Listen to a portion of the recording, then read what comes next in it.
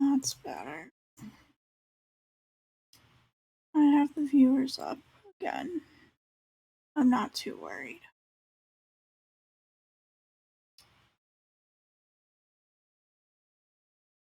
Let's put this into a new tab.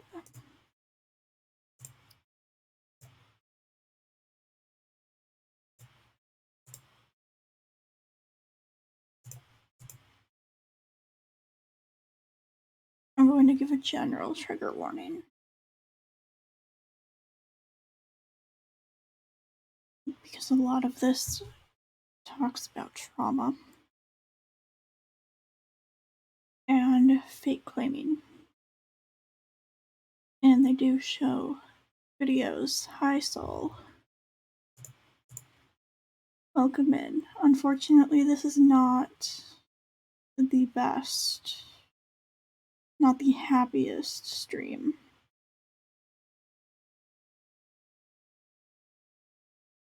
But it needs to be done. Because what they posted is not okay. We watched it once already. And I wrote down some notes. The basic rundown is this hospital put out a video fake claiming many people with DID, including many professionally diagnosed systems, because of one or two videos that they saw on TikTok. Let me actually pull up the chat on our phone. I'm also far too tired to put on makeup or put any effort into my appearance right now.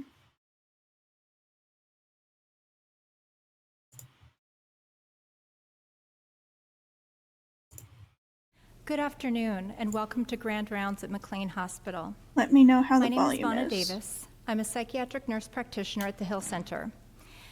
I'll give people a moment to get situated. Thank you to all who are joining via live stream, as well as to those who are present with us in person today.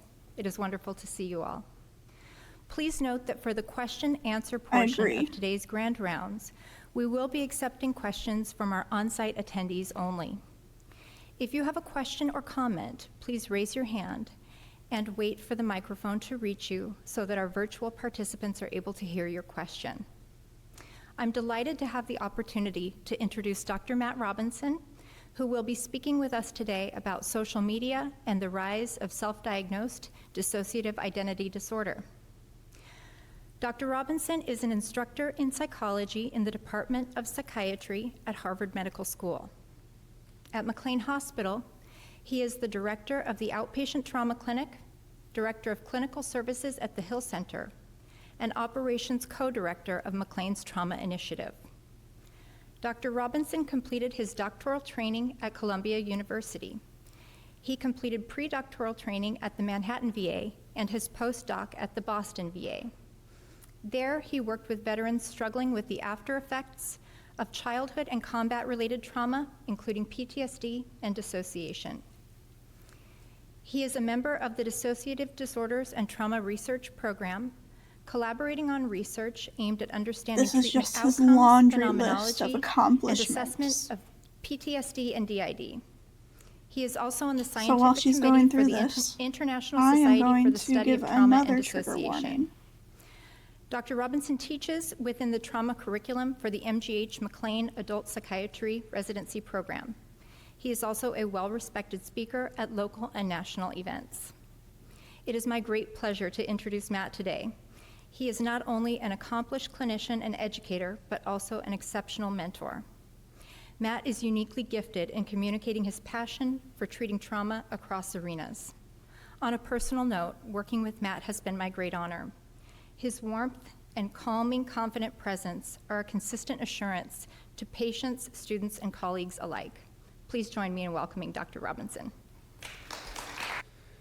So today I'm going to be talking with you about dissociative identity disorder, Firstly, I want to say he looks like a douchebag.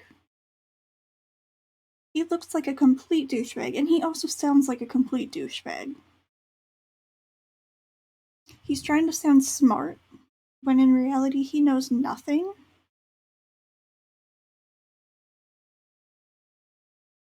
And the introduction that she gave him, are you starting a lecture? Like an informative video, or are you presenting him with some sort of award? Because from that intro, I had no idea.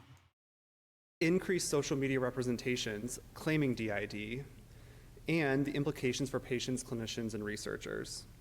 And I want to be clear at the outset that I cannot, from afar, verify or deny who does or does not have DID.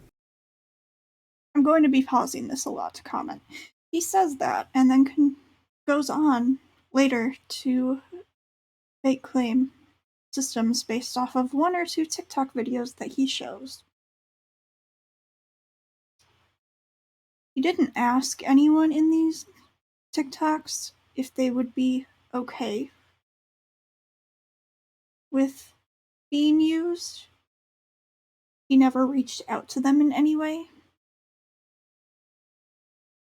He just took their videos and put it in here and decided this is good to show people when I'm talking about how self-diagnosis online and malingering and faking is an issue. Because obviously it's an issue, but it's even more of an issue when you use real people with real disorders to prove that other people are faking. That is not okay. And I'll be showing examples of online content for illustrative purposes only. I don't claim to know anything about the individuals portrayed beyond what they share freely and publicly online. I work with a team of clinicians and researchers at McLean in what we call the trauma continuum. This includes the partial hospital program at the Hill Center, outpatient care, and the dissociative disorders and trauma research program. We recently completed renovations of the Hill Center building on the Belmont campus and are now all co-located there. I don't know why they're putting this into this video. There's literally no reason anyone needs to know about your stupid renovations. No one cares about your renovations. Our trauma continuum is transdivisional, both part of the Division of Women's Mental Health and the Division of Depression and Anxiety, and we help people at all stages of the recovery process. We're conducting cutting-edge research, as Ivana mentioned, on the neurobiology, phenomenology, and treatment of post-traumatic stress disorder and dissociative identity disorder. I want to start by saying that I have a number of my own patients who I treat for DID and have always understood their symptoms and reported experiences to be genuine. Yes, because people that you work with do not account for every single DID system in existence. And just because this is what you have seen from your patients in a face-to-face setting in real life, not online, does not mean that every system is going to see. Not every system is going to be the same way. We're a bit dissociated right now because this video is very, very not okay. So I apologize if I stumble over my words.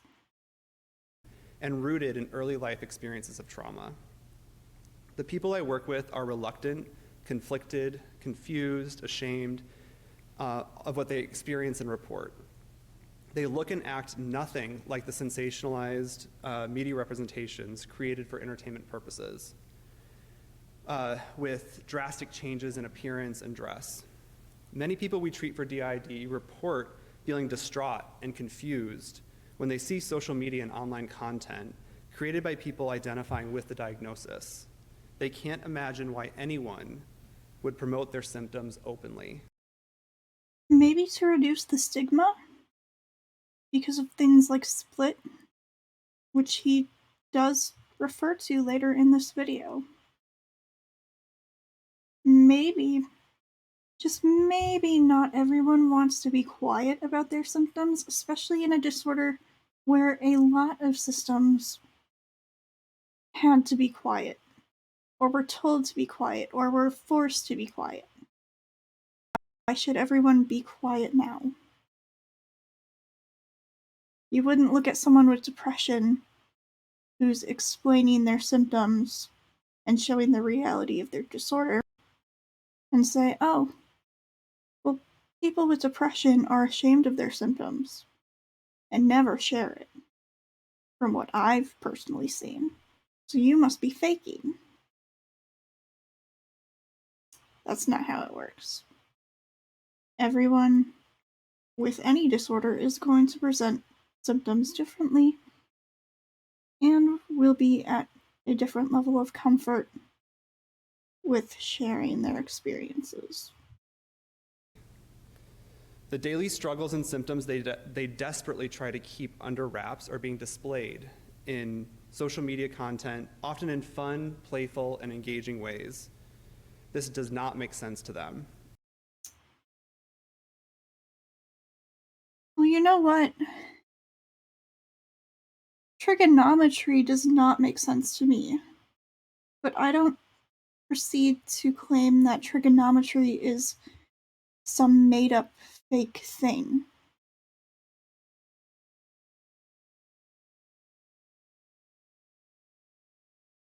A lot of disorders don't make sense to me, because I personally don't experience them. I don't personally experience schizophrenia. I don't understand it very well, but that doesn't mean that I'm going to then claim that someone else's experiences with it are not real. There are some things with other DID systems that I do not understand, but I'm not going to say that it makes no sense and that it's not real, because I don't personally understand it. And it further confuses their already confused and conflicted sense of self and deepens their sense of shame. In the following video, we see a partner guessing which part or alter is fronting, and I'll say more about those terms in a bit. But I want to start by showing you an example of how online presentations contrast with what we know about our own DID patients.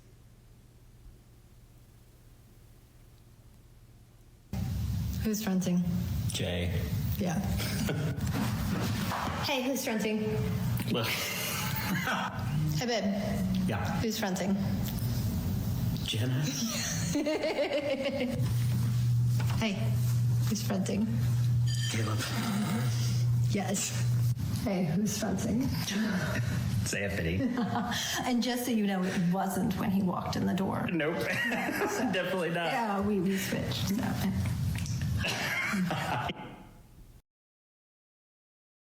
Exactly, so I agree completely with that. So that TikTok video is from a professionally diagnosed DID system on TikTok. I'm not sure of the name of them from the top of my head. I think it's the Gianu system or something along those lines. They are professionally diagnosed. Even if they weren't, it would not be okay to use this video to fake claim them, especially from a hospital, because this is a professional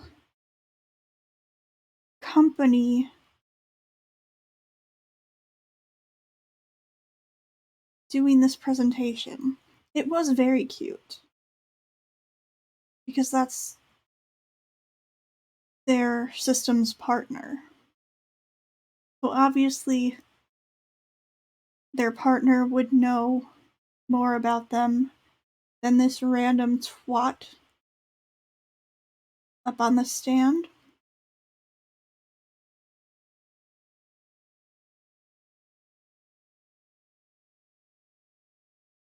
I think I was going to say something. Oh, the video quality. The video quality in this is horrendous. They need to step up with their technology because that is lagging worse than any of our early streams ever did. It is awful.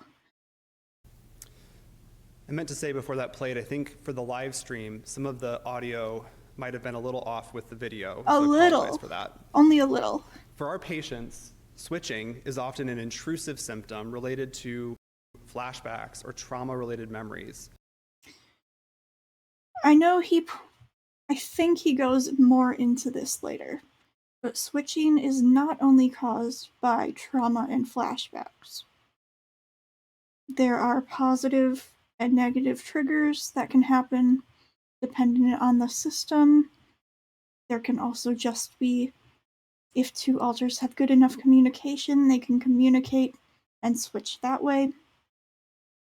In our system, we have a fronting room in the mansion, in our inner world. We can choose to go to the front room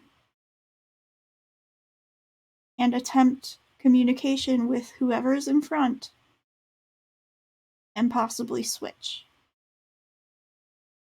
It's not always caused by trauma or flashbacks.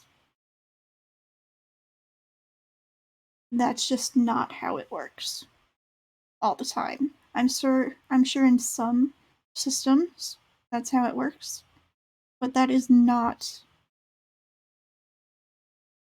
a blanket experience. And are quite distressing. In this example, we don't see confusion or conflict about the switching. You saw, what was that, a 15-30-second clip, maybe a minute at most?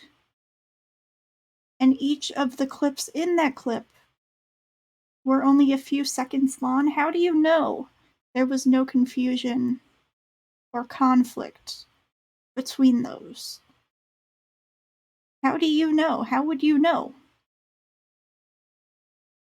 There's no way to know from a little clip like that, because those weren't all filmed in the same period of time. There were obvious cuts.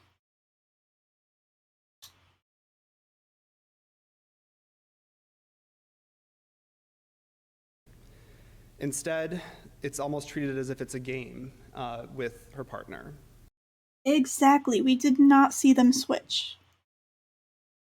But he says that, oh, since they're not super confused constantly when they're fronting, that must mean that they're fake.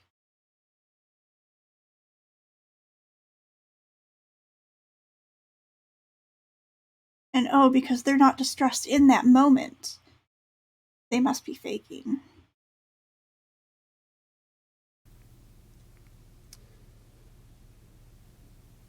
We have been, in our own consultation service at McLean, inundated with referrals and requests. Oops, sorry. Sorry about that. We've been inundated with referrals and requests from schools, parents, and our own adolescent treatment and testing services to assess for symptoms and offer guidance about adolescents and young adults identifying as having what they refer to as DID. So you helped them, right?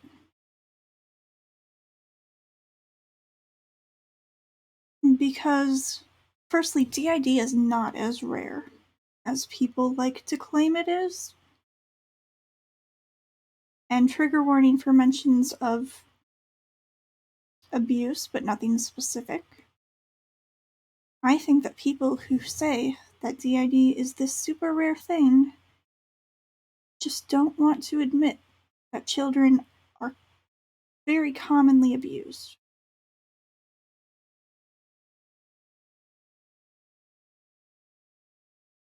And especially with the online environment of the DID community. Of course, people are going to see more of that and maybe see some of those symptoms in themselves and want to get tested to see if they might have something like DID or OSDD. Because it is much, much easier to deal with things the sooner you know about it. And it's a childhood trauma disorder, so all of the people saying that alters don't show up until you're in your 20s or 30s, where do you think the alters are until then?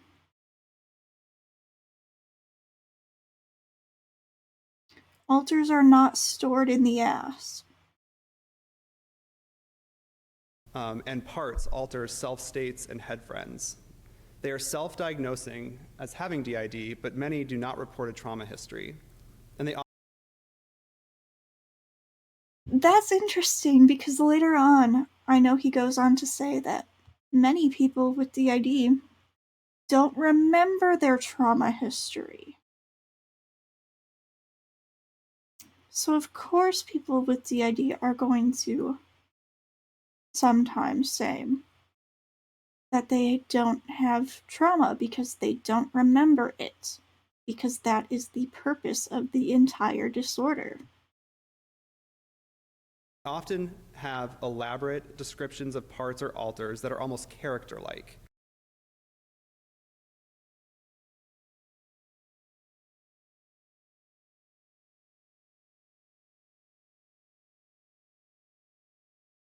Are you saying that people and characters are not similar? I know with Corvin, when they write, they make their characters as lifelike as possible. And I know a lot of other authors do that too. Because you want to be able to connect with them and relate to them. That's just an odd thing to say. They freely discuss these parts, displaying different manner of dress and appearance. And so in this following video, I want to show you an example of someone displaying changes in dress. Oh, it is extremely irritating. And this next clip, he actually uses 2 different TikToks from this system. I think it's 2, it might be 3. But this is a system known as Pink Sugar Fairies on TikTok and I believe on YouTube as well. And they have so many videos on their TikTok going over their own journey with dissociative identity disorder and how difficult it was to get a diagnosis because they are assigned female at birth and also I don't know if the correct term is person of color or black, so I apologize if I got the term wrong. But the videos that they chose to use in this presentation were ones where they were in their house, comfortable, and feeling okay. And they targeted that. And appearance in a character-like fashion, asking viewers if they can identify the parts or alters, which they refer to as system members, based on their appearance. One pair of moon boots, 8 outfits. And out. And out. And out.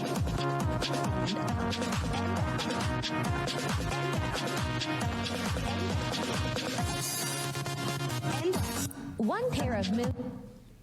These overt changes in appearance and dress are not characteristic of the patients we treat. And How dare different alters in a system dress and present the way that they feel comfortable? How dare they feel comfortable in their own home? How dare they feel comfortable in their own online space? How dare they?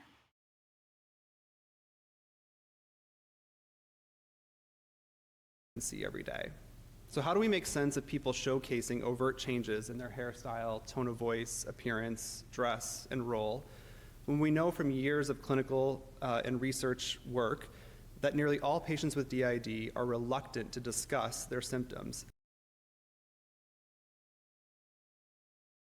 Have you met most DID systems, sir? Have you?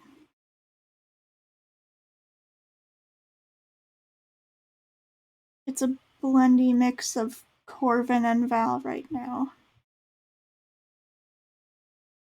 But I'm going to leave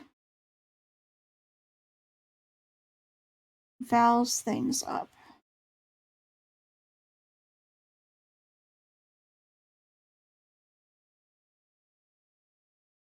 I don't think he's met every DID system in the world, or even most of them. Exactly, how dare they? I'm changing the... Hold on.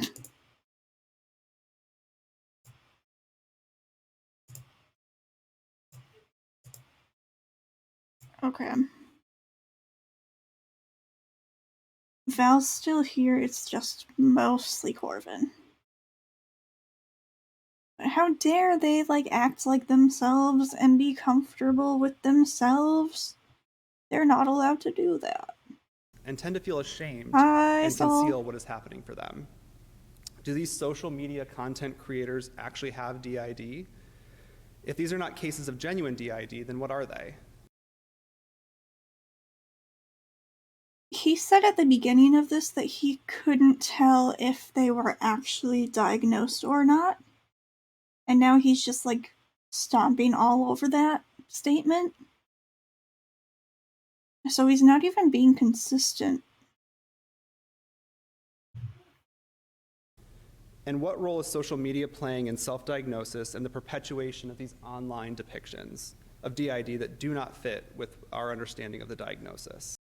Well, DID is not gonna fit in this pretty little box that you try and shove it in.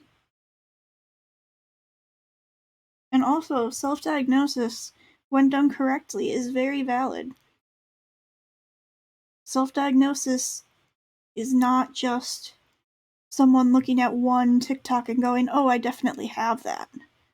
It's so much research on way more than just TikTok. I remember when we were first, figuring out, hey, maybe we have DID. Hours and hours and hours of research on not just TikTok. TikTok was only for... Actually, we didn't even have TikTok until we were diagnosed. But we were on YouTube looking at, other systems' experiences on there, and we were also researching and looking at a lot of, medical papers and shit like that. So it was not just, oh, we saw one little TikTok 15 seconds and now we have this thing. It's not no. I want to start with what we do know about dissociation and DID. Dissociation is the experience of discontinuity in conscious processing or a disconnection from oneself or environment in some way.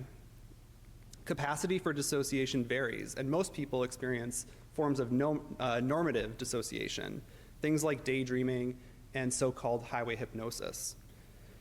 Trauma-related dissociation, on the other hand, develops to protect an individual from emotionally overwhelming trauma-related content. It serves to help a person shut off and compartmentalize what they are experiencing. DID is considered the most severe trauma-related dissociative disorder, and it's characterized by having recurrent gaps in memory and the recall of everyday events, important personal information, and even traumatic events from the past, and the experience of 2 or more distinct personality states, resulting in a significant discontinuity in one's sense of self and agency. These distinct states. I'm gonna pull up another tab really quick because I have the DSM-5 criteria for, no, not that. That's listed on the DSM-5. So, DSM-5 diagnostic criteria from traumadissociation.com. It's directly from the DSM-5. Disruption of identity characterized by 2 or more distinct personality states, which may be described in some cultures as an experience of possession, the disruption of marked discontinuity in sense of self and sense of agency, accompanied by related alterations in affect, behavior, consciousness, memory, perception, cognition, and or sensory motor functioning. These signs and symptoms may be observed by others or reported by the individual. So already it says that it could be observed by others.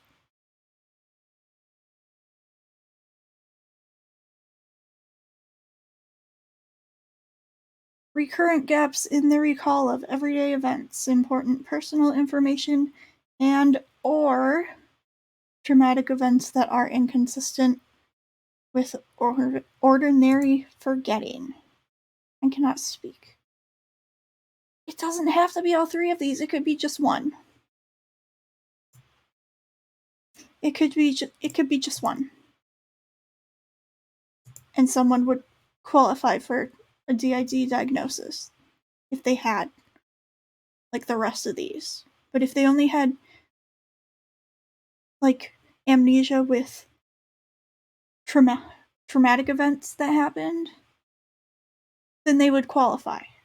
It does not need to be all 3.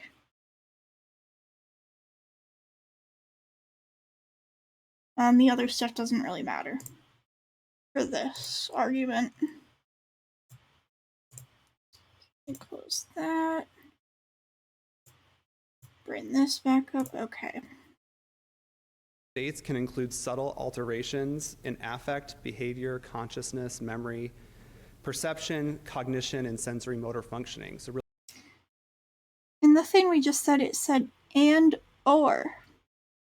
So again, it could be just one of those. It does not have to be all of them. For being a super high established doctor person, he is not doing very good. really almost anything. People with DID may report feeling as if there's another person in their mind that they experience as not me, so someone else. And at times they may feel like someone else is driving with very distinct sets of thoughts, feelings, and behaviors. At times, they may not be aware of changes at all that are occurring. Shifts are subtle or completely hidden for most people with DID. So just to emphasize, we rarely see overt or obvious signs of change or switching. What do I even say about this one? Let me change it back.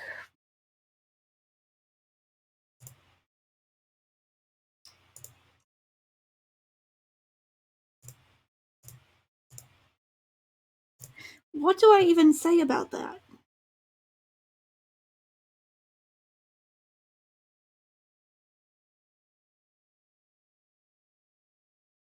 It's just no.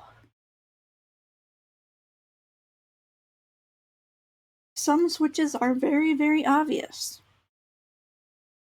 Some are very, very subtle. Sometimes we don't even realize that we've switched, especially if we're blendy.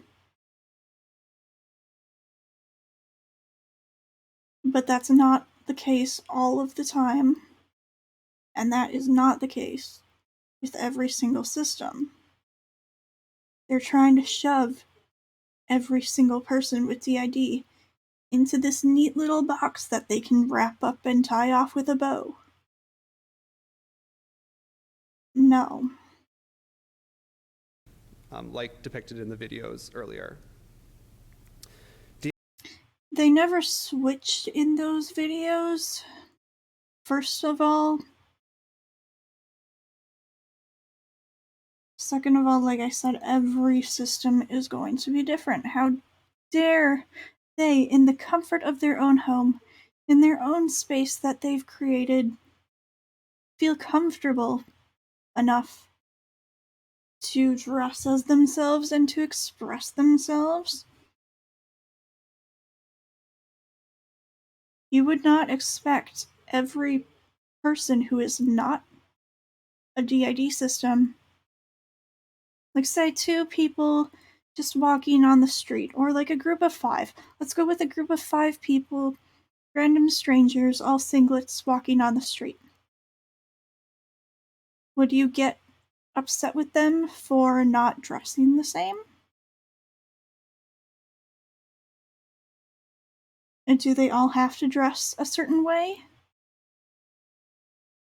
Are they allowed to express themselves or not? Because people in a DID system are all different people. Alters are people. Just because we don't have our own body does not mean that we are not full, real people.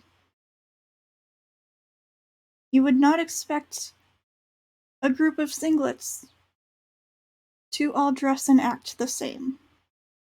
So why are you expecting DID systems, who are, to put it simply, multiple people in one body, why are you expecting them to not express themselves? Why are you expecting us to constantly mask for your own comfort? That is not okay. And some systems, some alters do feel more comfortable masking. That is completely fine. But not all systems and not all alters want to do that. We deserve the right and space to express ourselves just like anyone else. DID includes symptoms of depersonalization. This is the feeling of being separate from your body in some way, maybe a sense of observing yourself from the outside or from within. Derealization, which is the perception that things around you are strange or unfamiliar in some way. A lot of our patients will report feeling like things are dreamlike or altered. It includes amnesia, which is not about normal forgetting. It's really more about trauma-related information being compartmentalized and kept separate so that the person can get through their day-to-day life without being inundated. But you just said earlier that people who come to you thinking that they may have a dissociative disorder like DID didn't mention a trauma history. If it's being compartmentalized, keep it hidden from the main part, as you say, then they would not remember that. They wouldn't know about it. How are you saying 2 completely separate things and then claiming that you're giving correct information? This video is littered with misinformation.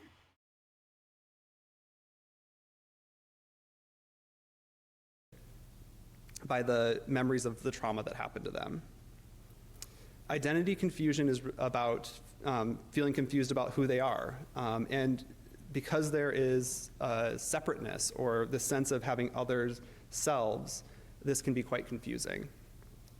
And then identity alteration. These are the changes in self-state. Often they are intrusive and unexpected, like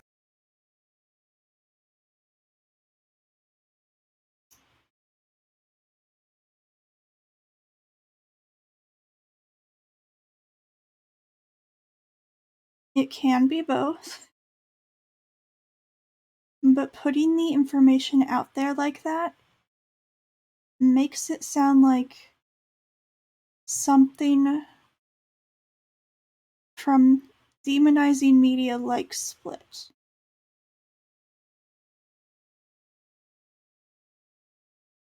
It gives off the impression that having DID is this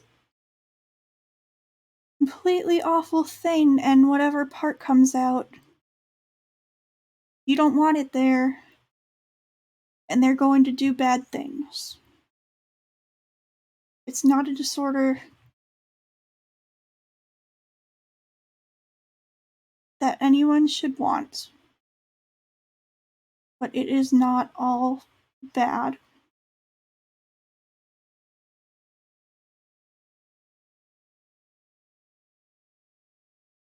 And there may be alters that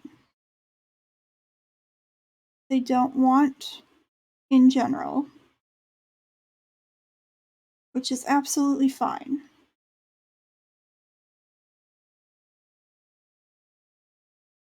But saying the information like that makes it seem like we're dangerous. When DID exists as a defense mechanism.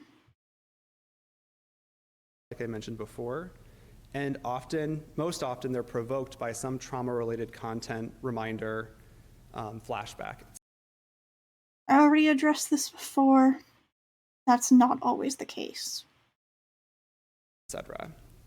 And this symptom of identity alteration is what many media portrayals have sensationalized.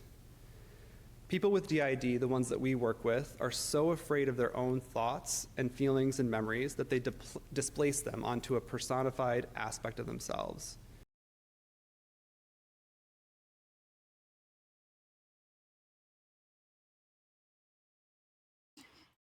That doesn't even make sense. I don't understand what he's trying to say there.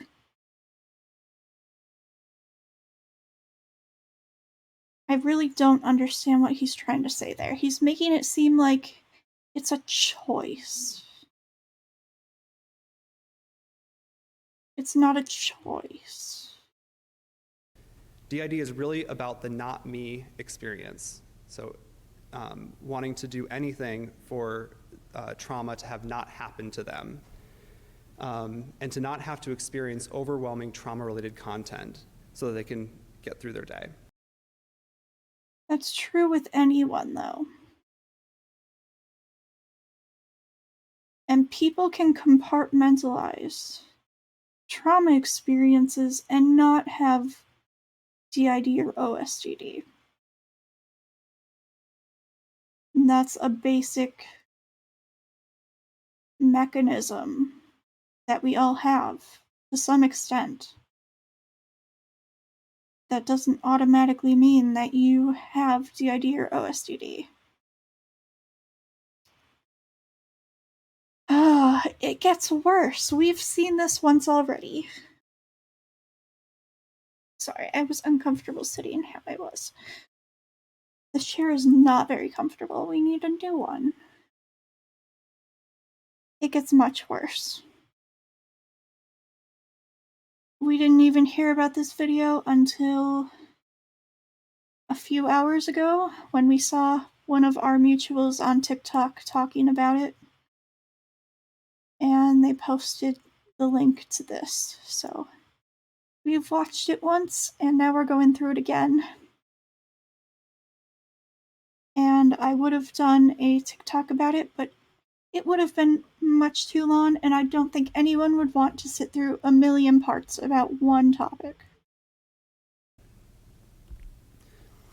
As I just mentioned, media and Hollywood representations of DID, like the United States of Terra, Split, Moon Knight, and many others, have all dramatized and exaggerated the not me experience or the identity alteration feature in DID.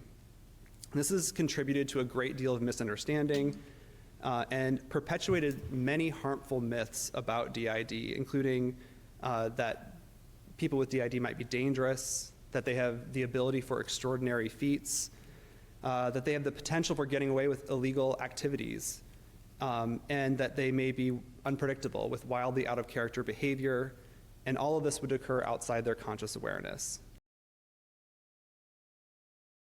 Some of it does. Some systems have more blackout amnesia than others.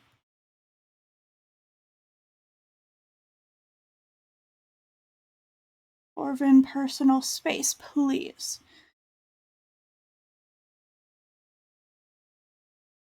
Not all systems are going to have blackout amnesia. We only have complete blackout amnesia with our subsystems. Otherwise, it's mostly gray outs, or we can remember some things but not everything. We can remember certain events but not all of it, or emotions, or who else is up here? Stop it.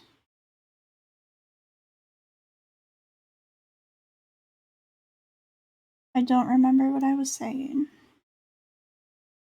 These myths are simply not true, and we do not see them in the patients we treat.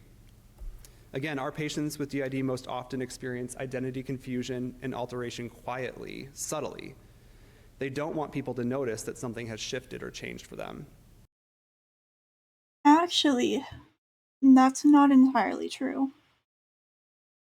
We know systems who are very overt, because DID can be either covert, meaning hidden, or overt, meaning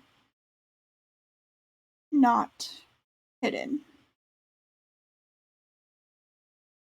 And we know overt systems who have to be overt and have had to be overt because it scares the people who hurt them. Because if the people who were hurting them are scared or intimidated, then that could cause them to back off. That is literally what this entire video is. And it's atrocious. They report feeling confused by the changes, conflicted about owning, remembering trauma-related thoughts and feelings, and feeling afraid of the unpredictability of how they might feel in their body and interact with the world around them. So that is kind of demonizing DID systems, because if you're talking about the unpredictability, then that's implying that we're dangerous. This just doesn't. This whole segment that he's doing right now does not sit well with me.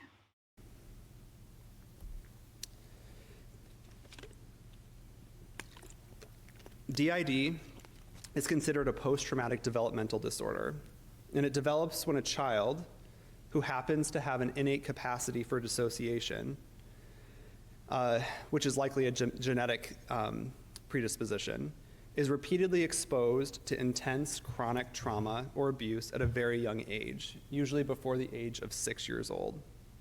With their child's mind and creativity and capacity for dissociation, and in the absence of nurturing and soothing adults that can provide restorative experiences for them, they begin to internalize aspects of their environment. Not always. I missed that message. Exactly. Some systems. I know for me, I absolutely despise masking. There are other alters in the system who feel more comfortable with it.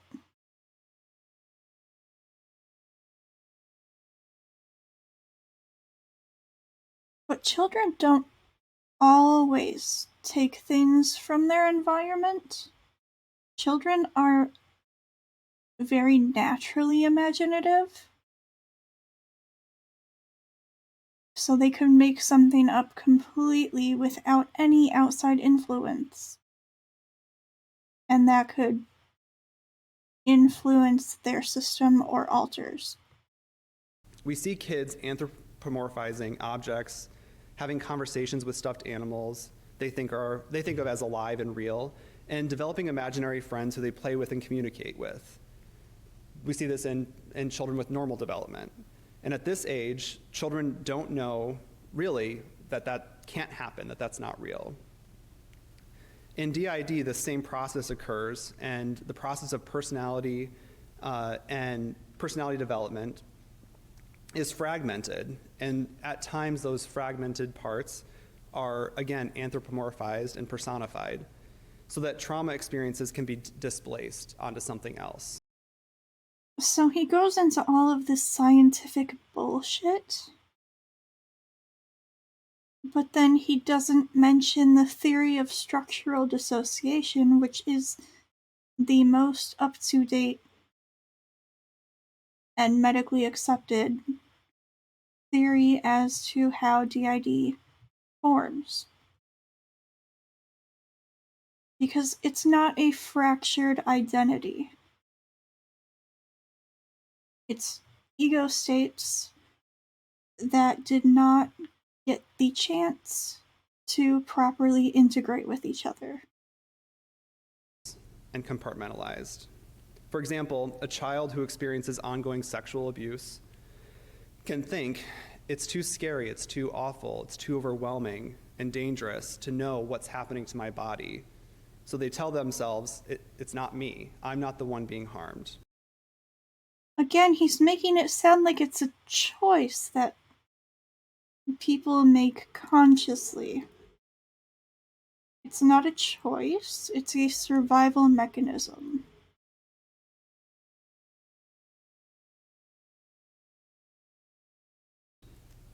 And this ability allows the child to get up the next day, go to school, go about their lives without being constantly inundated by trauma.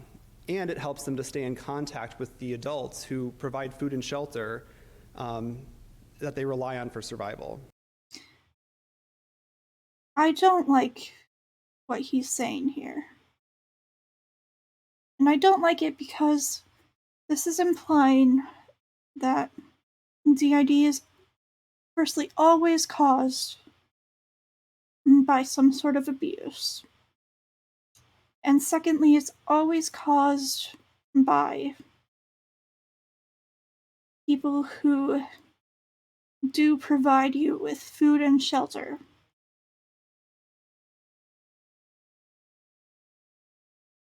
DID can be caused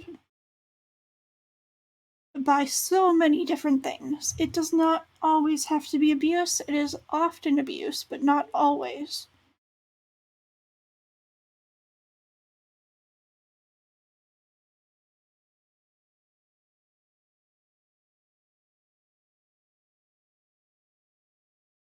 And they really do.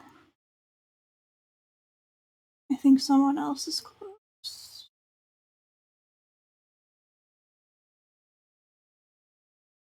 But it can be caused by, and I'm going to put a trigger warning here again, just for mentions of possible people in a child's life that could be harming a child in any way. I will not go into specifics, but I will mention different people. It doesn't always have to be a family member doing it.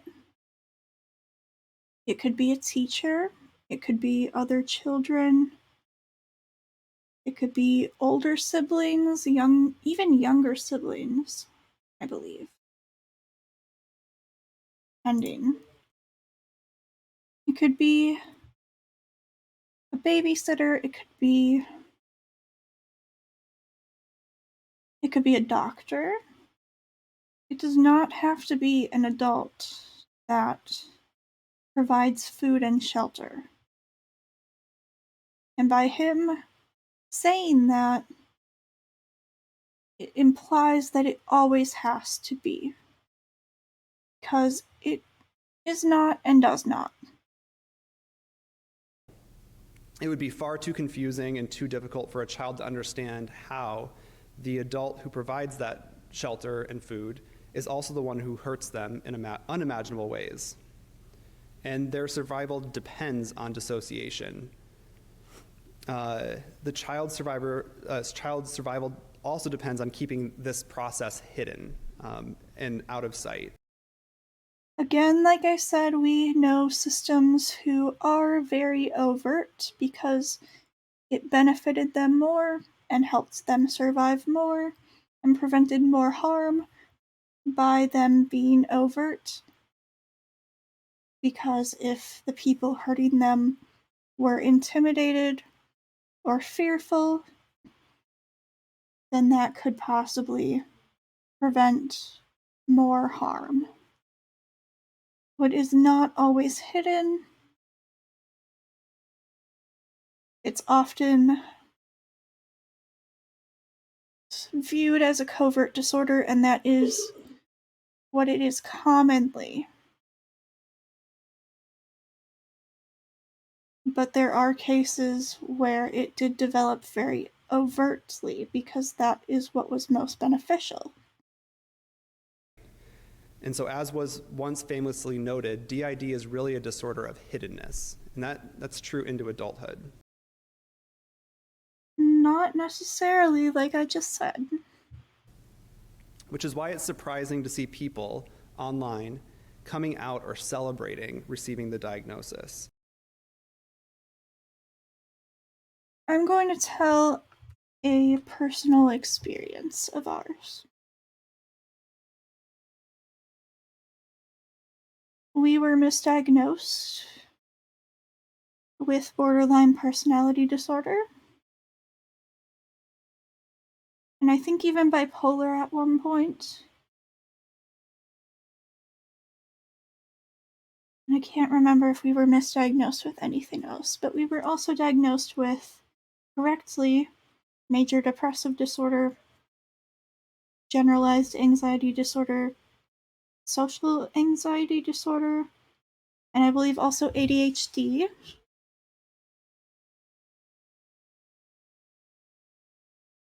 We've gone through so many treatments. We've been in and out of psych hospitals. We've been through so many outpatient programs, and actually, our last day of another outpatient program is tomorrow.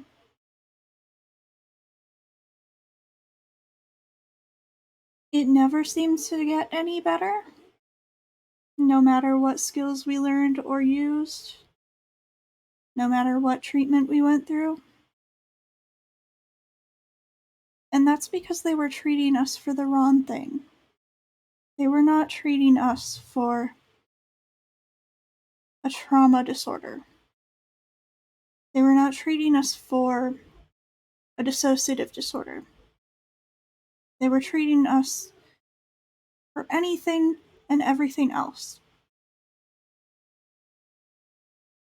And I remember we felt completely hopeless and so broken and unfixable because it didn't matter what we did or what we tried or what treatments we went through, nothing ever helped.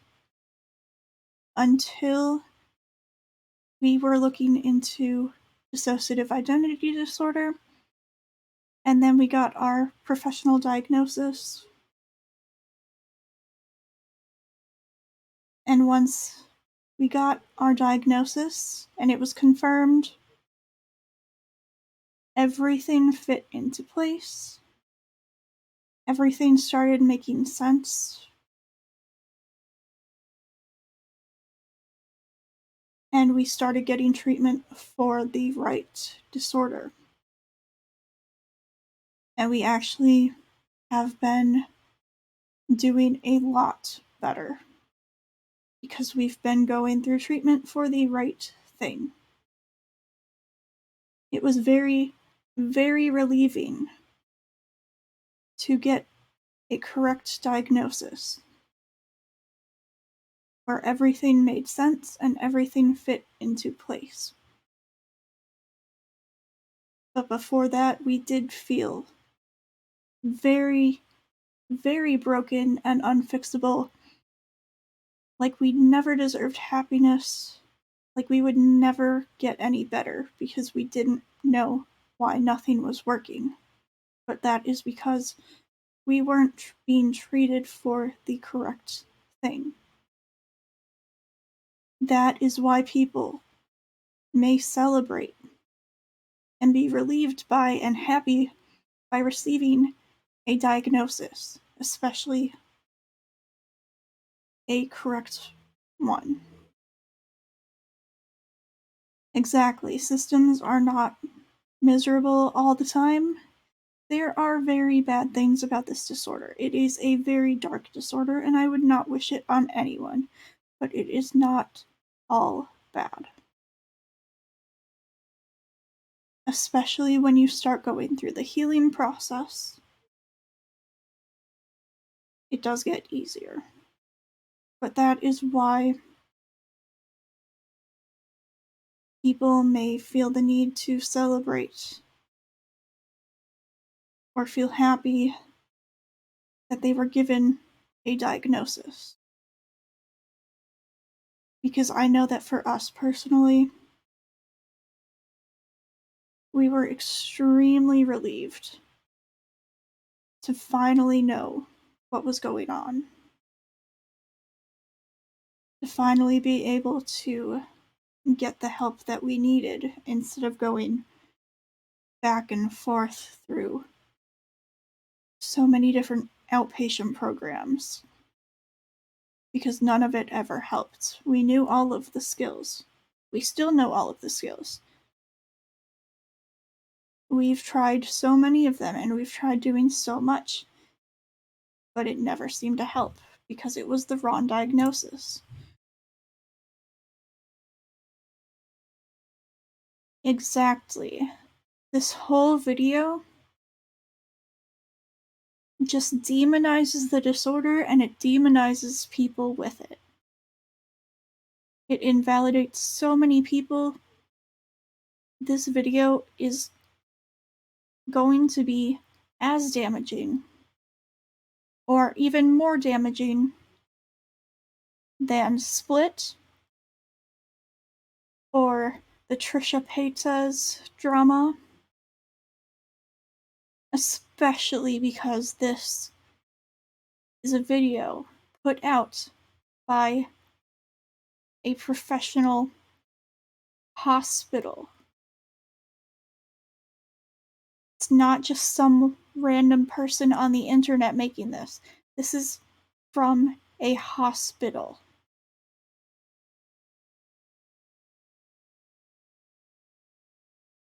All of the things that were said about him in the introduction before he was even on screen, all of his achievements, this is a professional doctor. This is someone who works with DID patients. This is damaging. This is going to hurt so many. This has already hurt so many. We saw Pink Sugar Fairy's videos on it on TikTok. They are crushed right now. This is so damaging, and it is not okay.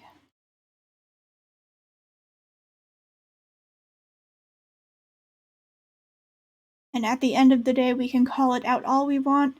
We can write all the 1-star reviews on this hospital that we want. The damage is out there. This is out there.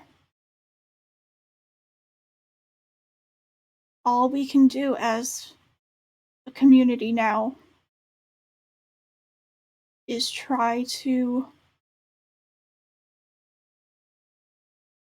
educate about what is wrong with this video, about the misinformation,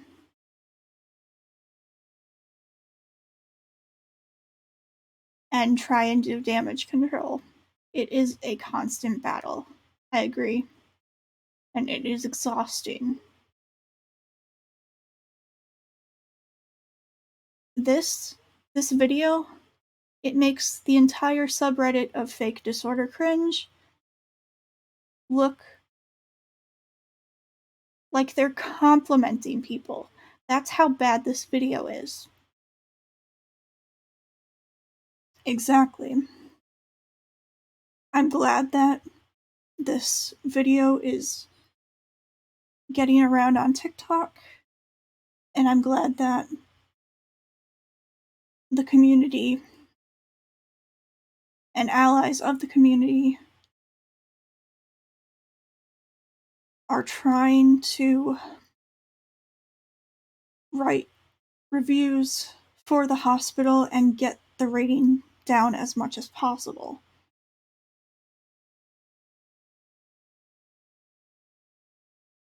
And I'm glad that there are other people talking about this video,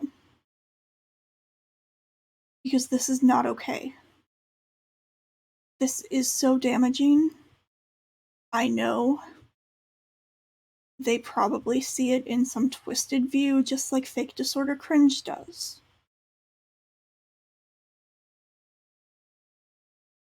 Where they're helping people who are actually diagnosed. They're not helping people. They're causing so much harm.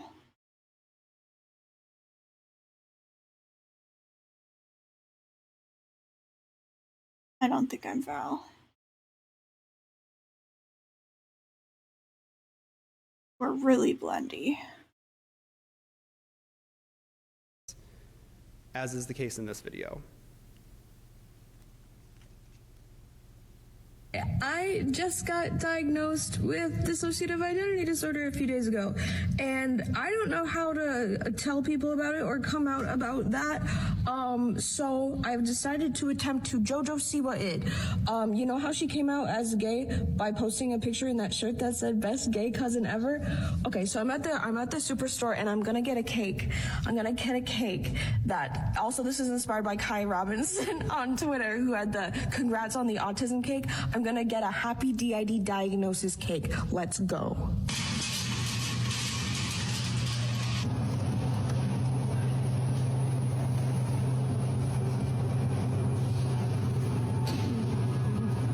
Excuse me. Could I get some writing on this cake? Look at it go. I just did a little photo shoot. Oh my God, wish me luck.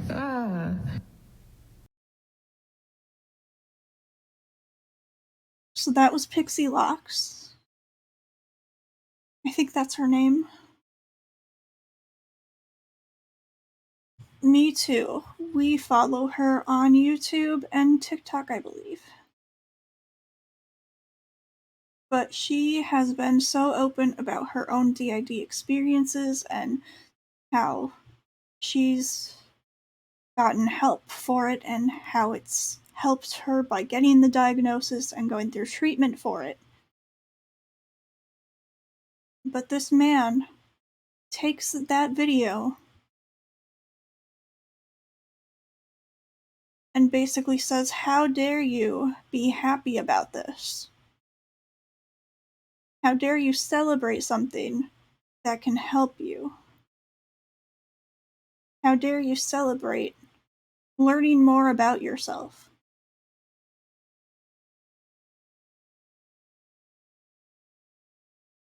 When all she did was make a video saying, "Hey, I was diagnosed with this.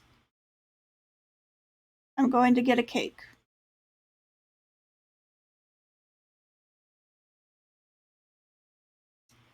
How dare she? Exactly. How dare you be happy about understanding yourself more and now being able to seek proper help? Exactly. Exactly. So as you can see, not much fear or conflict about receiving the diagnosis. And He's assuming that she went to get a cake immediately after being diagnosed. I'm going to take down the picture and text because we are too blendy to be able to confidently say who's fronting most. He's assuming that she immediately went to go buy the cake after.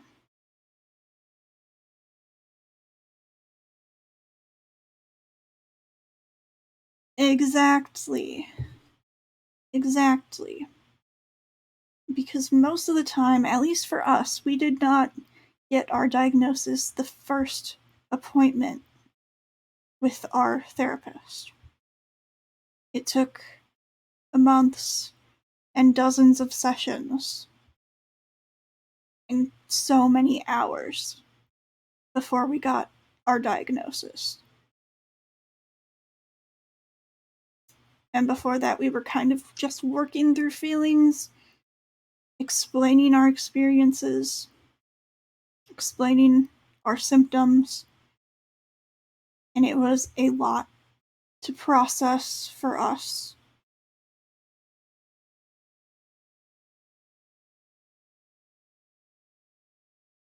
Why is our tag wrong? Hold on.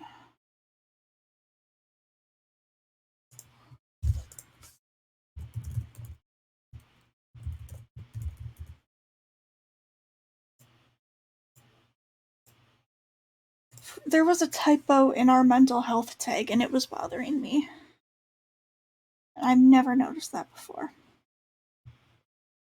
But it's not just. He's basing things off of one, like 15, 30-second, a minute video. You don't know anything about these people, and he even admits that he doesn't know anything about them. But then he uses their videos to explain why they're faking, even though he claims, oh, I can't say whether or not they're faking because I don't know them. You don't know them, so don't use their videos, especially because he never contacted any of them about any of this. This video dropped, people found out about it, and people found out that they were put into this video. They were not warned about this. They were not asked for their permission. They were not notified in any way. They had to find out from other people. and almost a celebration of being labeled as such. It can be a celebration.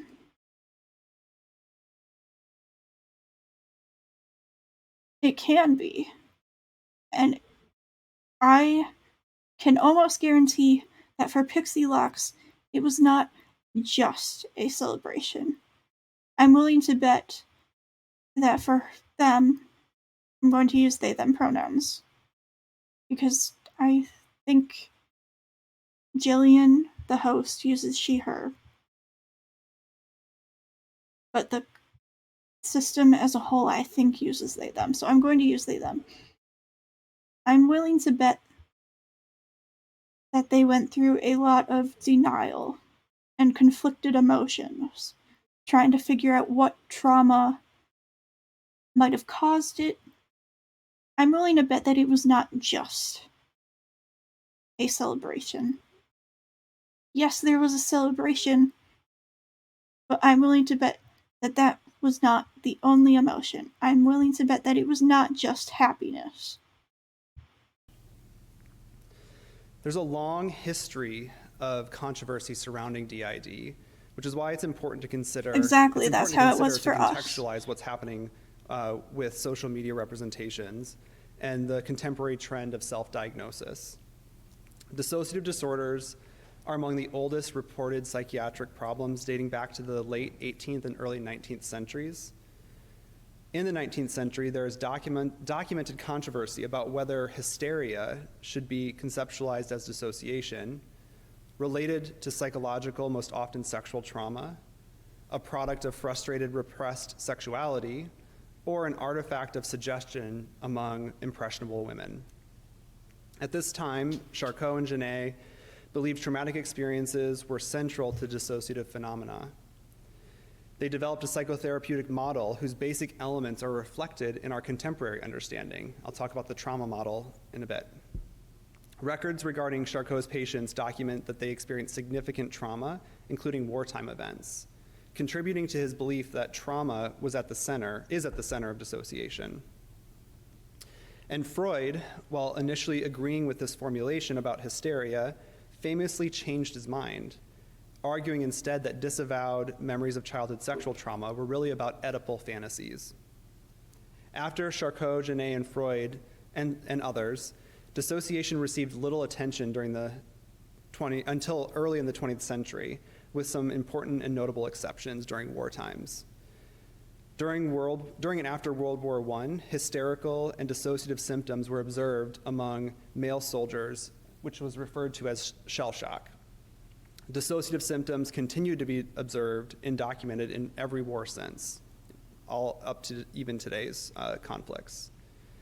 In the 1950s, multiple personality disorder was added to the Diagnostic and Statistical Manual, or the DSM, which is what we use for diagnosis.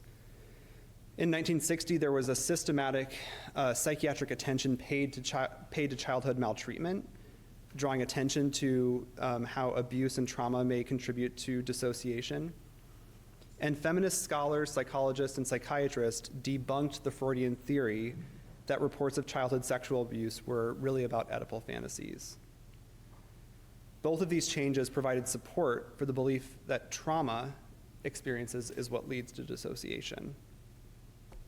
Publication of Sybil and the subsequent movie in 1976 drew attention and public interest in multiple personality disorder, resulting in more cases being identified and contributing to some skeptics' belief that social influence and contagion is at the root of DID.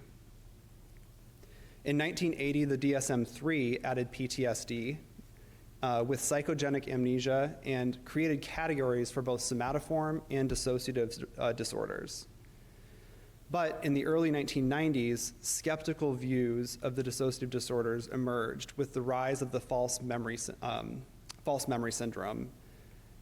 It was introduced by an organized group of people who had been accused by their children of childhood sexual abuse. Lawsuits ensued against mental health providers for implanting false memories of trauma. And I don't understand why he's like going through some of this. It's just very confusing.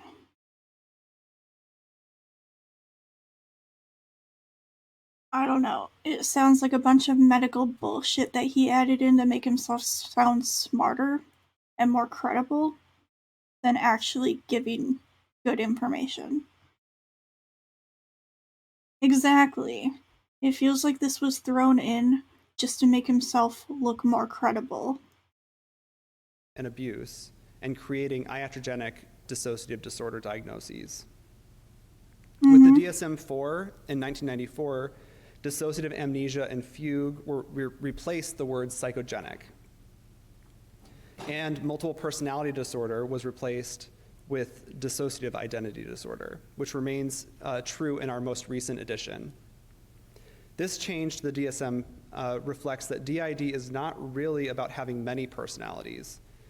What it is never developing a fully cohesive and consolidated felt sense of self across contexts. The most recent decades, in the 2000s, have seen numerous research advances resulting in significant amounts of evidence supporting and maintaining the validity of the diagnosis. But false memory views continue to have considerable sway and following in standard psychology textbooks and medical training. These are perpetuated by the media and by some mental health professionals. Continued media portrayals of sensationalized DID, of course, have not helped. And the recent trend of self-diagnosis and advent of social media representations have continued the legacy of delegitimizing DID.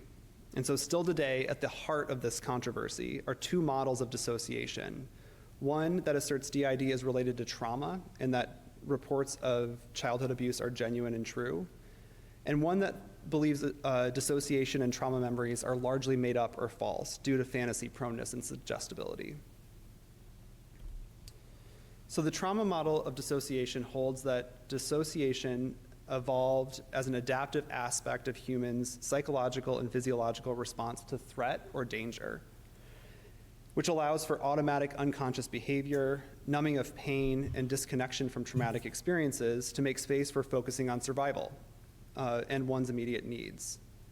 In terms of DID specifically, the trauma model, like Clough's four-factor model, suggests that it arises from abuse and neglect during childhood, where development of DID depends on numerous factors, including not having social support, vulnerability due to prior prolonged abuse or trauma, other psychiatric and psychosocial factors.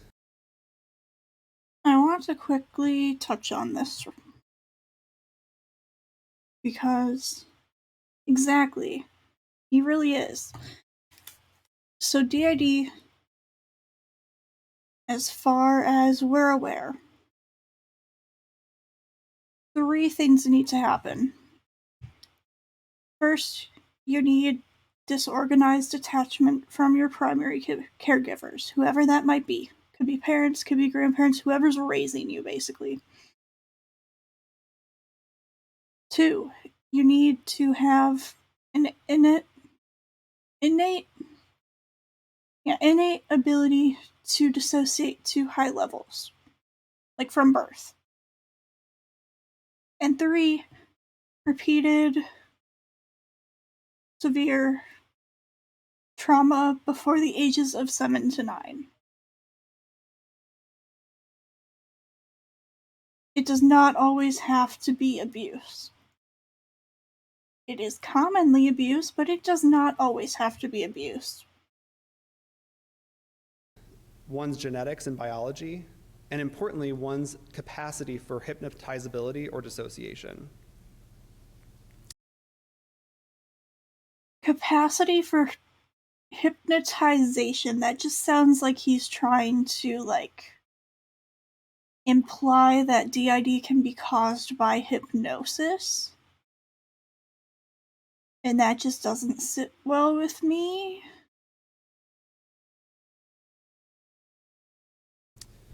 The fantasy model, on the other hand, argues that dissociation is a psychological process largely unrelated to trauma.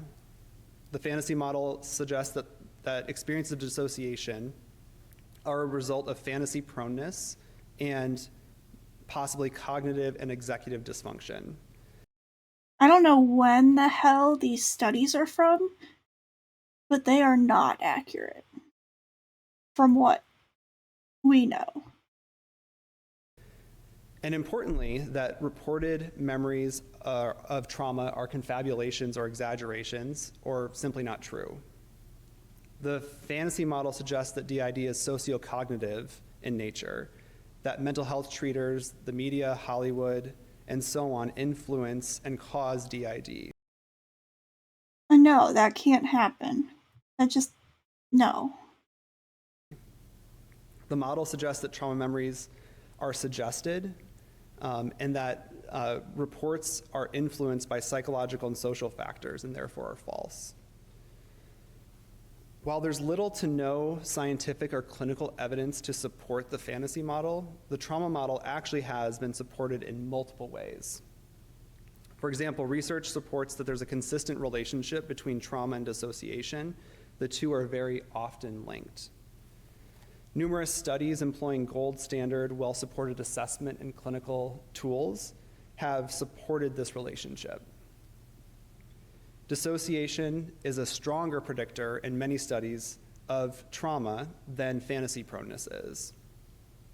And in fact, fantasy proneness is not related to or able to predict trauma history at all. Studies show that dissociation increases after trauma and that it also reduces over time and in the context of treatment. If dissociation were primarily about fantasy proneness, it would be hard to explain why that happens.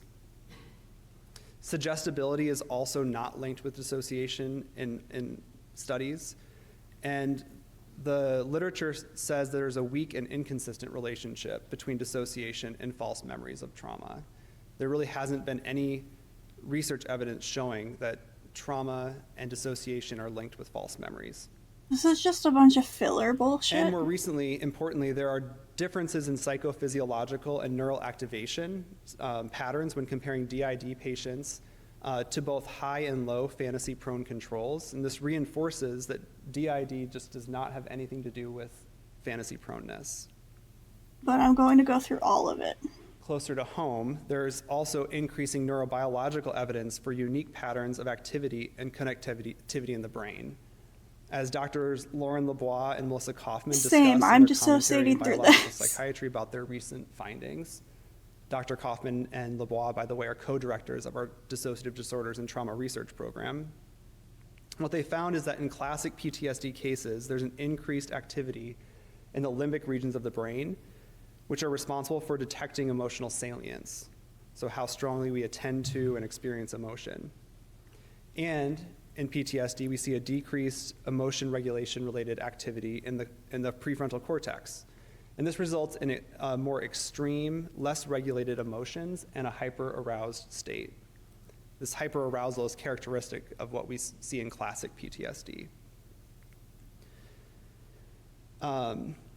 Yeah, this is just scientific The neural bullshit. activity for patients with PTSD with dissociation show overactivity in the prefrontal cortex. And so this actually dampens or overmodulates emotion regulations and creates a numbing effect. And then importantly, when we look at people with DID, we see both patterns. We see that when they are in a numbed or more dissociated state, they look like they have PTSD with a dissociative subtype. And when they're in a self state that's more trauma-related, they look more hyper-aroused, like classic PTSD. Oh, you're saying that people with DID have trauma and DID actually has a unique dissociation? neurobiological fingerprint. Never would have known that. Social media and online platforms, including TikTok, YouTube, Instagram, and so on, have ballooned with DID-related content. Across these platforms, users with or claiming to have DID are making extremely popular content and attracting billions of views. They're creating distinct fandoms, communities, and subcultures. And the online content that they create usually arouses curiosity, surprise, humor, and disbelief. Well, yeah, no shit. It's And while complex there's long disorder. been an online presence for DID, people identifying as having DID, these communities were somewhat niche. And social media platforms have changed that, reaching billions worldwide. Good. And viewing or liking content related to DID means that people are confronted with more of the like. Well, that's how algorithms Additionally, work. COVID-19 and the pandemic has not helped by driving us all to spend more time online, especially youth. So young people that were used to gathering at school with friends were more isolated and sought out community and connection that they were missing online. Well, no shit. DID-related content specifically has been viewed billions of times across platforms. And so these are just numbers from TikTok. So using the hashtag DID, we see 2.5 billion views. Hashtag dissociative identity disorder, 1.3 billion views. Hashtag DID system, 940 million. And there are many other hashtags that you could look up with high numbers as well. We use those 3 hashtags and Notably, more. I did a talk 4.5 months ago similar to this, And when I looked up the numbers then versus now, they were, this weekend, 200 to 400 million times higher, higher by 200 to 400 million, which demonstrates the rapidity with which these trends are growing online.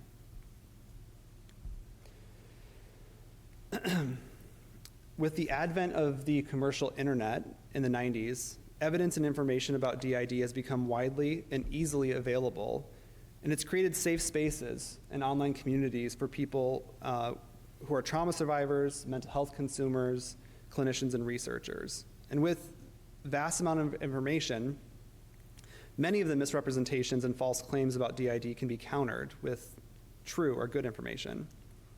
Yeah, For like example, I'm doing our with friend this and one. colleague Olga Trujillo, pictured here with her new website, has a site with information and resources for people with lived experience and their family members. Ooh, here's a plug. She also participated in McLean's Deconstructing Stigma campaign. And it's true that there's been a general destigmatization of DID online. This is a good thing. The dominant narrative is no longer a skeptical one, and that many of the old skeptical views are just rehearsed stories with old media being recycled and repeated. With greater access to content and information, many individuals may, of course, self-diagnose as having DID accurately based on social media or other content. But of course, the flip side to the pros include that there's a lot of inaccurate information out there, and that most of the time there are gross misrepresentations of DID and inaccurate self-pathologization and inaccurate self-diagnosis. Literally, though, because he wrote for pros accurate information, and then in cons, inaccurate information. Congrats, Einstein, you solved it. Individuals, especially young people, may attach clinical significance to normal experiences. They might elaborate or manifest symptoms of DID instead of acknowledging that they have another problem. And we see this often with socially isolated or interpersonally challenged youth who struggle to connect with their peers in conventional ways. They create very elaborate inner worlds with friends because of how much they struggle to connect with their peers in the real world. Again, COVID-19 has not helped with this.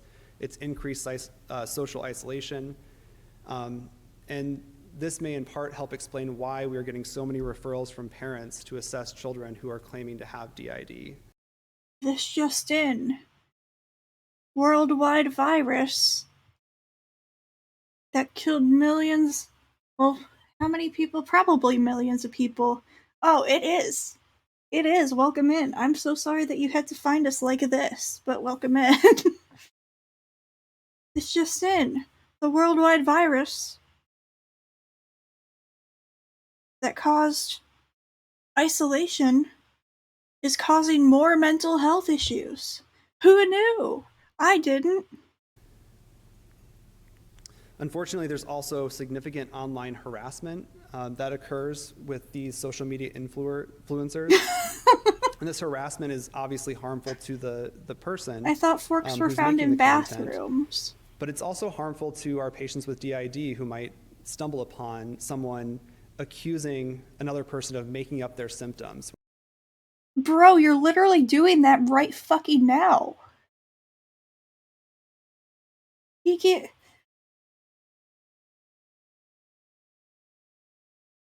Exactly.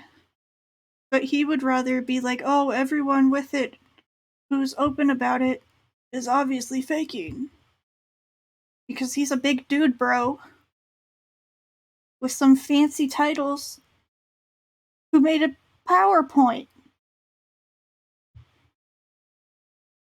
Yeah, true. Because, like, he even went over in the timeline, like, a bunch of shit was labeled as hysteria. So, like...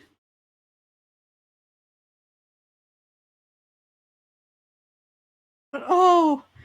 Like, people are gonna, like, be harassed, and, like, harassment happens, and people, like, invalidate other people. He's literally doing that shit. He literally did this shit. He's literally doing it. Which is a common fear that people with DID Yeah. have, that they're making it up or it's not real. They're already conflicted and confused, and this just adds to that feeling that they experience. It makes the feelings of shame they have even worse. Well, yeah, you're doing it. Social media, as many people will know, there are many dynamics that reinforce some of these trends. It's possible that social media is revealing new ways for individuals with genuine DID to express themselves. However, it's also very possible that the social media and internet trends are contributing to increased DID claims that are not genuine. And that's with literally And the anything. dynamics of social media encourage this by rewarding people who create attention-grabbing content for likes or follows. That's literally anything. Regardless of how truthful or real what they portray is. That's literally with it encourages anything. Self-categorization and connection to certain identities and networks. And it encourages performance of those identities to belong or fit in with the online community. That's literally with anything. There was I think her name was, can I say her name because it's technically like a Romani slur? I'm gonna be safe and not say it, but like there was this girl whose mother like was causing her to be sick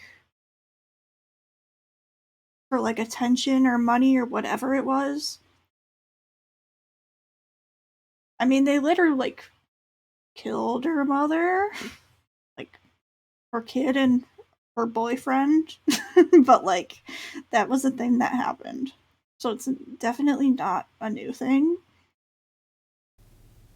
And there's a significant amount of self-commodification where a person can actually generate income by gathering more followers in social cachet.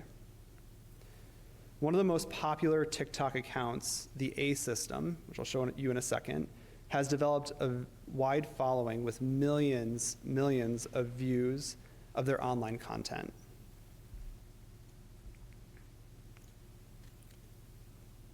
In the life of somebody with dissociative identity disorder. It's 8:30 in the morning. I'm pretty sure Asher woke up and got coffee and I just switched in. Hey, it's Art. It is 8:40. Asher was just out and then I switched in. Might as well get another cup of coffee. People always want to know how we know who switches in and switches out because we do have amnesic barriers. I am gatekeeper of the system, so I am able to keep track a little bit. It doesn't always work, especially with backup house alters, but I'm usually able to keep track of who was out. I just might not always know what they did. It is 9:30. We are going to play some Zelda with our son. It's Chris. It's about 1 p.m. I'm not entirely sure who's all been out, but we've been really switchy today. I'm going to have to ask Art because Art knows more than me. It's Alex. It's about 2 o'clock. We had like a mini flashback, panic attack thing. We're fine. It's just we're recovering. So I'm basically just going to lay us down and try to get us to relax. Thank you, Alex. Now we really tired. It's like 3, but we tired. I blame Art for staying up until like 1 a.m. every night for this. Hey, it's Art. After we have panic attacks and stuff, we're so tired. We're so tired now. We all just do our part and try to make it through the day. Okay. So it's possible that some social media influencers like the A System may be malingering. So he's literally just accusing them from that video. That was no more than he's literally saying, "Oh, well, obviously they're malingering." It gets worse. Or have factitious disorders. Malingering is the intentional reporting of symptoms for some external gain, such as money, or reduced legal consequences. And factitious presentations are when the symptoms of an illness are present or falsely reported, but not just for external gain. Usually it's for being in the sick role in some way. Oh yeah, because I just love being sick and being disabled and unable to do shit. We would work if we could. We want to work. We are too disabled to work. It's not that we like being disabled, it's that we literally are. On this slide, we see the online merchandise for the website for the A system. So his argument is that the A system is malingering or has factitious disorder because they have a merch page.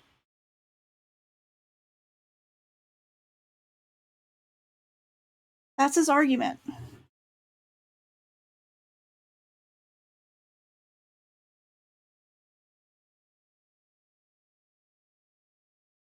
Yeah. That's his argument. And they also have a Cameo account. Oh, and they have a Cameo, so they're definitely faking. Because they have a Cameo. Anyone with a Cameo is faking something. Obviously, right?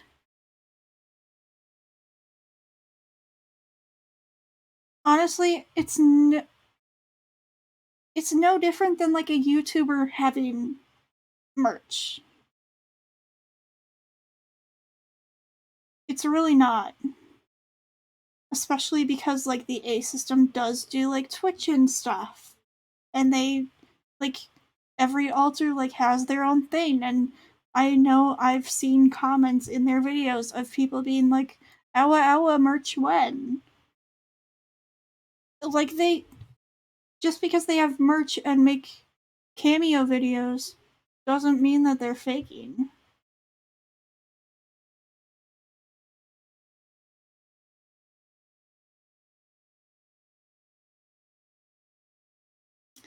I think we're safe then because we don't have a donation thing on our page. Does that mean we're real because we don't have a donation thing? Like, forget us being professionally diagnosed. Like, we're not real because we have a professional diagnosis. We're real because we don't have a donation link.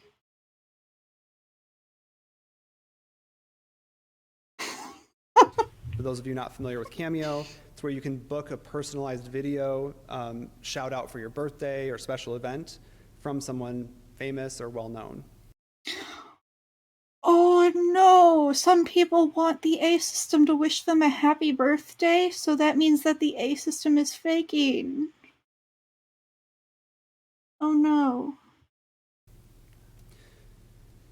We also see another example of commodification of DID in this video. Olympic level leap. He's going to show another video from Pink Sugar Fairies, and it's where the user has created bunny hats that she's often seen wearing, or they're often seen wearing online, created for followers to purchase on a newly created merchandise site. The bunny hats are system handmade for a recent shopper stop. Like to party, like to party. Keep up. Like to party, like to party. Recycled fabric, super exciting. Like to party.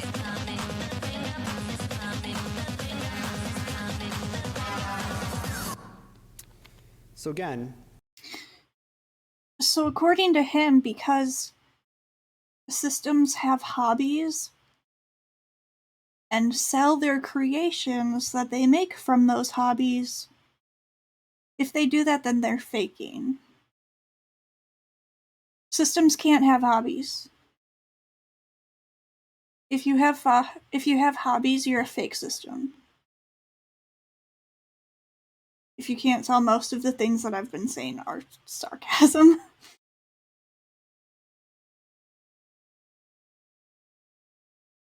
Hey, we write too. And also draw.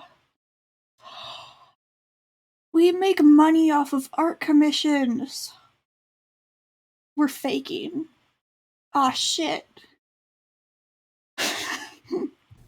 Just to reiterate, It's so dumb. These are not oh my God, you're right. Of people with DID that we see in the patients that Faking we treat. squared. While some individuals are likely aware that they are exaggerating or fabricating some or all of the symptoms of DID, some online users may also present with self-reported dissociative symptoms and actually believe that they have genuine DID. And Boone and Drazier use the term imitated DID to describe these individuals. I really fucking hate how pompous this dude is.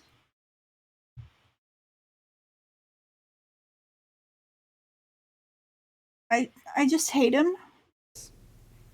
Individuals with imitated DID may benefit from psychological and social gain in some way. Yes, exactly. And therefore, social media platforms are ideal places for imitated DID to thrive. Examples of psychological gain in imitated DID can include developing a sense of understanding for identity confusion, not the identity confusion I talked about before, but who am I in the world? Who am I going to be when I grow up? Who are my friends? That sort of identity confusion. Exactly. It can help with labeling of feelings. Like what he's talking about is like, sure, it might not be DID, but you shouldn't demonize it.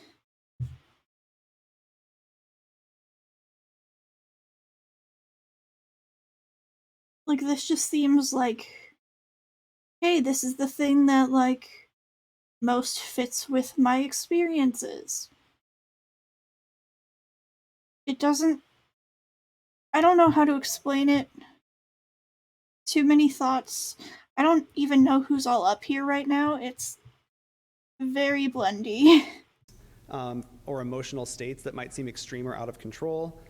It can create meaning out of suffering from a sense of emptiness, and it can help avoid feelings of guilt or shame. The DID narrative helps these people explain frequent confusion about who they really are. The DID narrative?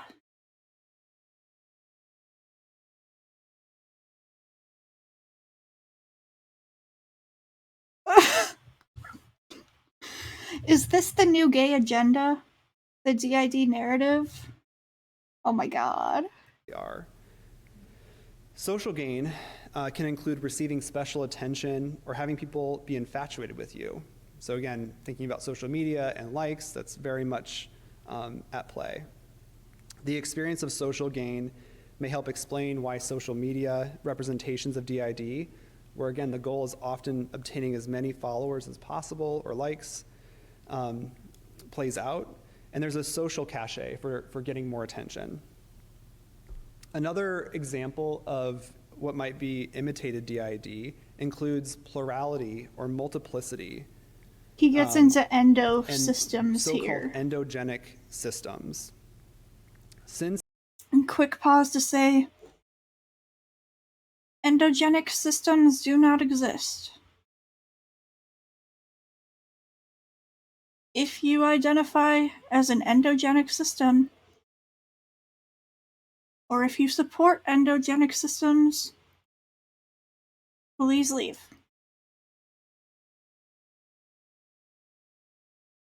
And we might get into that later, but not now, because this is exhausting as it is. Since the internet was created in the 90s, there have been online communities with narratives about multiplicity and plurality. AstrayasWeb.net, for example, was founded in the early 90s with content claiming non-pathological or functional multiplicity as an identity. For many, identifying as plural is central to how they see themselves. Functional multiplicity is one of the two, like,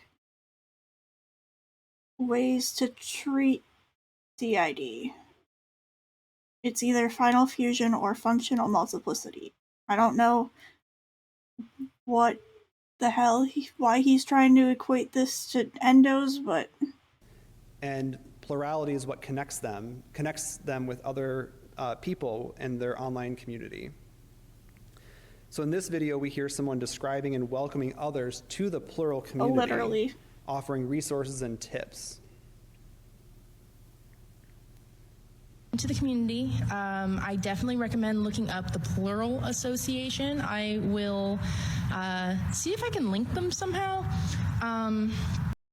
Know that you're not crazy, and that my best advice to you is to be patient with yourself. Understand that there's a lot to unpack with realizing that you're plural. And no matter your origins, you are valid. Don't let anyone tell you otherwise. And, you know, if you're wanting to communicate with your others, you know, the best way from in our experience has been to just, you know, leave notes saying, hey, I want to talk to you, leave me notes, you know, tell me about yourself, what's your name, anything like that. So almost a how-to guide to being plural. And people with DID, I will say, I don't agree with that person.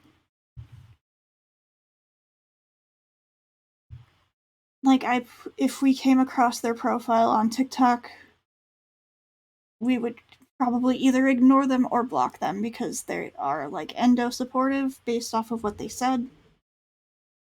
Based off of that one video, so we're just basing it off of that.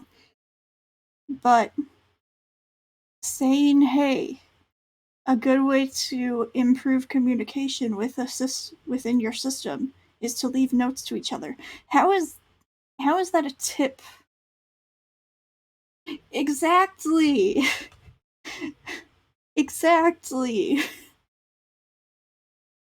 Exactly. So even though, like, we don't, like, agree with them or, like, their stance on that particular thing, that doesn't, it's not a tip on how to, like, fake a disorder like he's claiming. Exactly. they don't choose this. They don't wish for this. Well, no shit. Symptoms they experience develop out of need for survival. Oh, yeah. But we can still communicate with each other. So some within the plural community identify as having non-pathological or endogenic multiplicity. I said that word before. And endogenic just refers to any development of multiplicity that does not have a trauma origin. I do think that some endogenic systems just don't remember their trauma.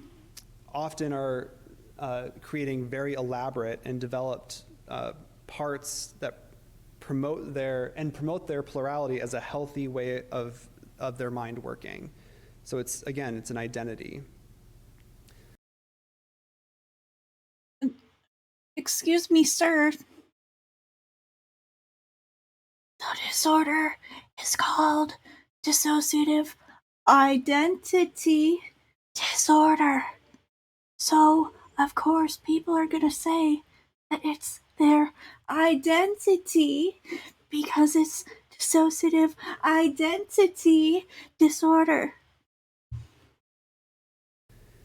Some people with plurality don't identify as having DID, but many, many, many do. And more work is needed to understand if these cases are genuine DID, imitated DID, or something else. Importantly, we do see differences between imitated DID and genuine DID. For example, in genuine DID, we see Wait, I didn't look at it. Amnesia for unacceptable behavior.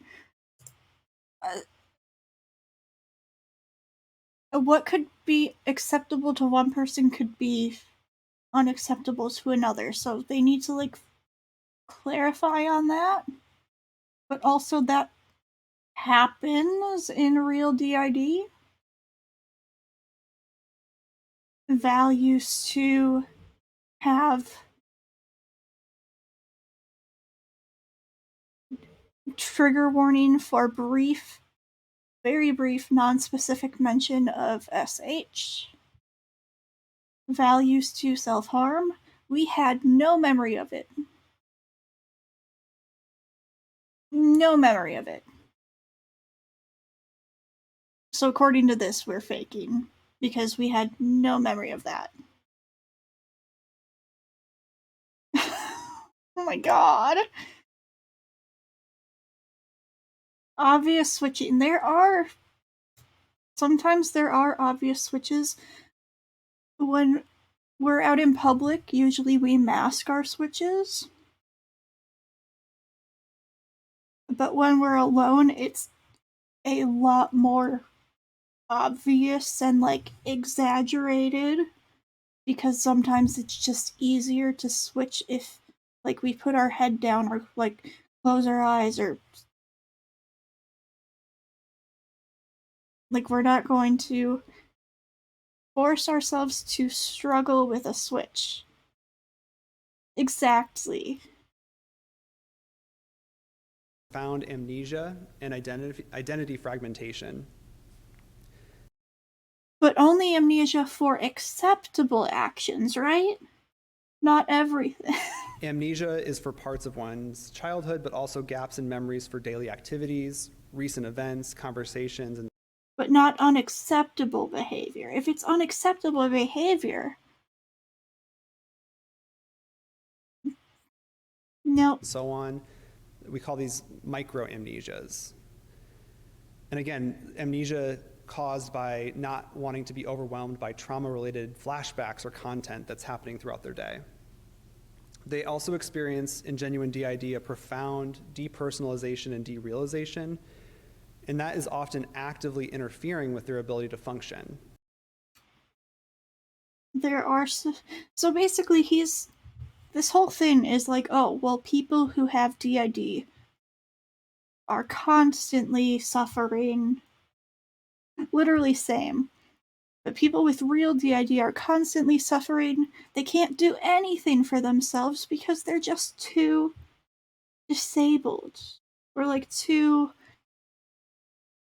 something. I don't know the right word. But like they can't do things. Yeah, literally. We personally, our DID plus other stuff that we have going on, like our chronic pain issues and other physical stuff and other mental stuff, we can't work. We're too disabled to work. There are other systems that can work and who can hold jobs. Like the A system, they used to have a job for a few years, I think, before they, like, it was their choice to leave that job and go into, like, social media full time. But, like, there are systems who can hold jobs. Some systems can't. We personally cannot. Some systems can and do really well. So just because a system can hold a job and do it really well and be fine doesn't mean that they're faking. And that's a really fucking weird thing to, like, fake claim someone for. That is completely fair. When interviewing and assessing patients with genuine DID, they are reluctant and ambivalent about disclosing trauma or their symptoms. And they often appear dissociative or spacey, distracted and inconsistent in their mood and thinking during the interview. With imitated DID, on the other hand, we often see profound identity alteration and switching. Switching is actually quite rare in the way that it's portrayed online. Not really. So we know a system, and I won't disclose, like, their name or anything, but they have at least 1,000 alters. Definitely more, but at least 1,000. They only switch like once or twice a day. And we know systems like the A system. I don't know how many alters they have. I think it's less than 50. But they switch, I think, I think once they said that they switch like 75 times a day. So it depends on the system. System size doesn't necessarily have anything to do with it. Switching doesn't always happen because of flashbacks or new traumas or like trauma stuff. And he's just spreading so much misinformation. Exactly. Like, depending on what we have going on during the day, we could switch like multiple times every hour or like every couple hours. It depends. And it does not characterize most cases of genuine DID. I'm going to show you a couple of examples of dramatized forms of switching, what you might see online. These are not which, again, dramatized. is not characteristic of the patients we see and treat. These are some of how our switches look when we're alone. Tommy sat back and waited. We had just pulled in at a store that we associate with trauma memories, so Tommy didn't want to go in. Starts dissociating. Josh and Matthew move closer to front. Tommy leaves front.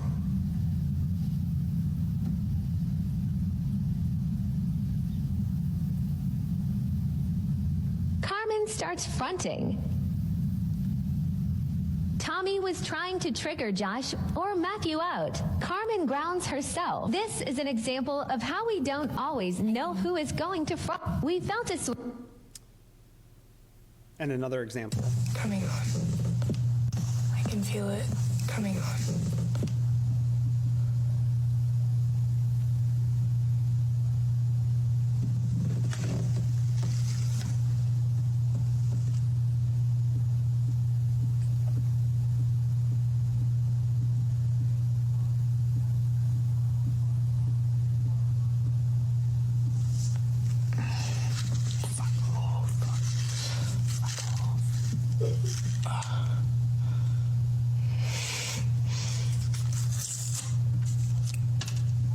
Guess the player.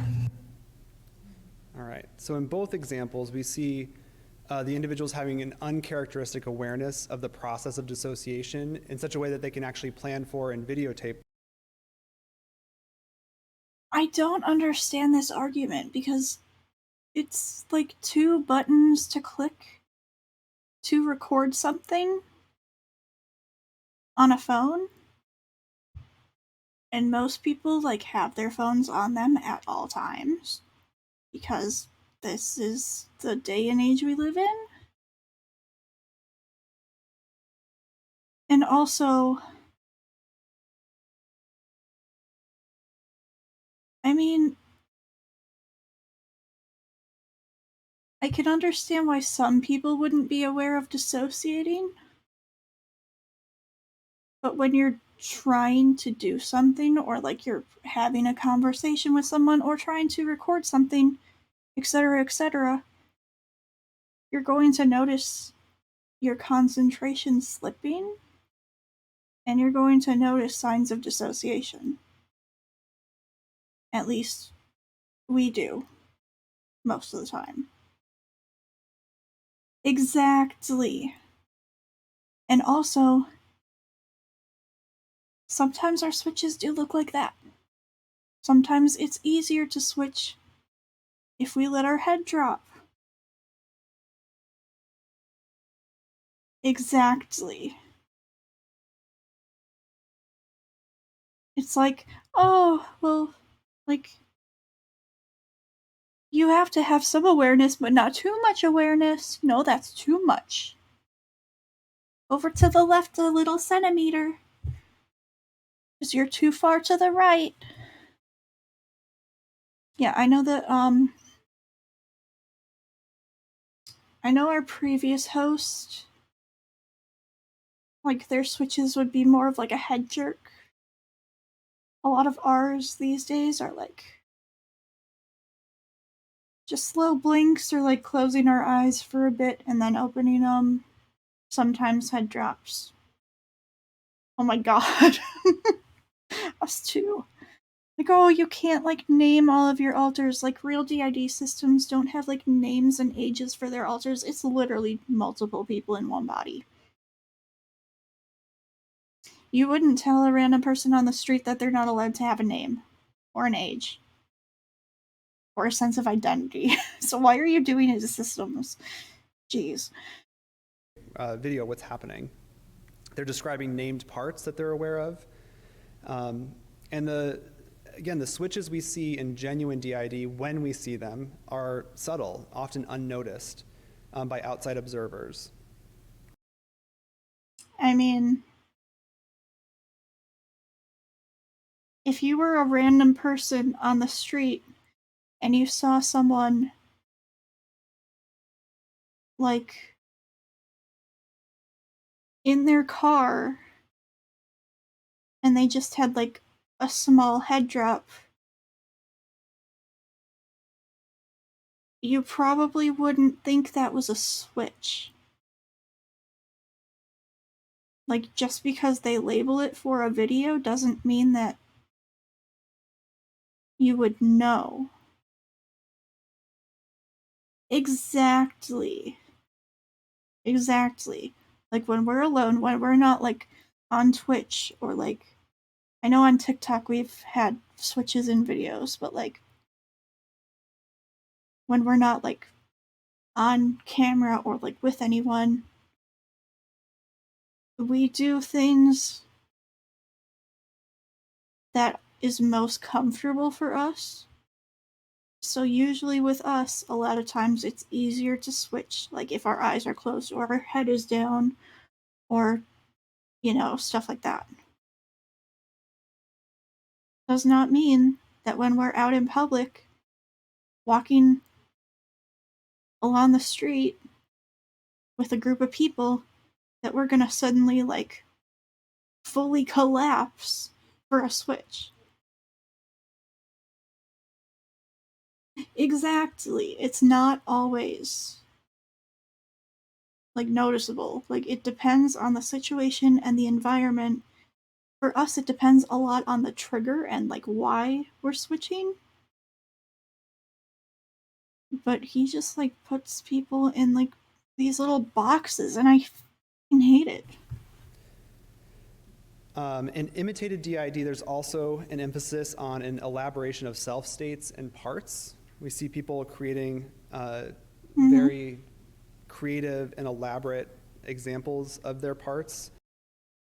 So if you have an alter who is very creative or elaborate, or, like, literally like any other person in the world, it must be fake.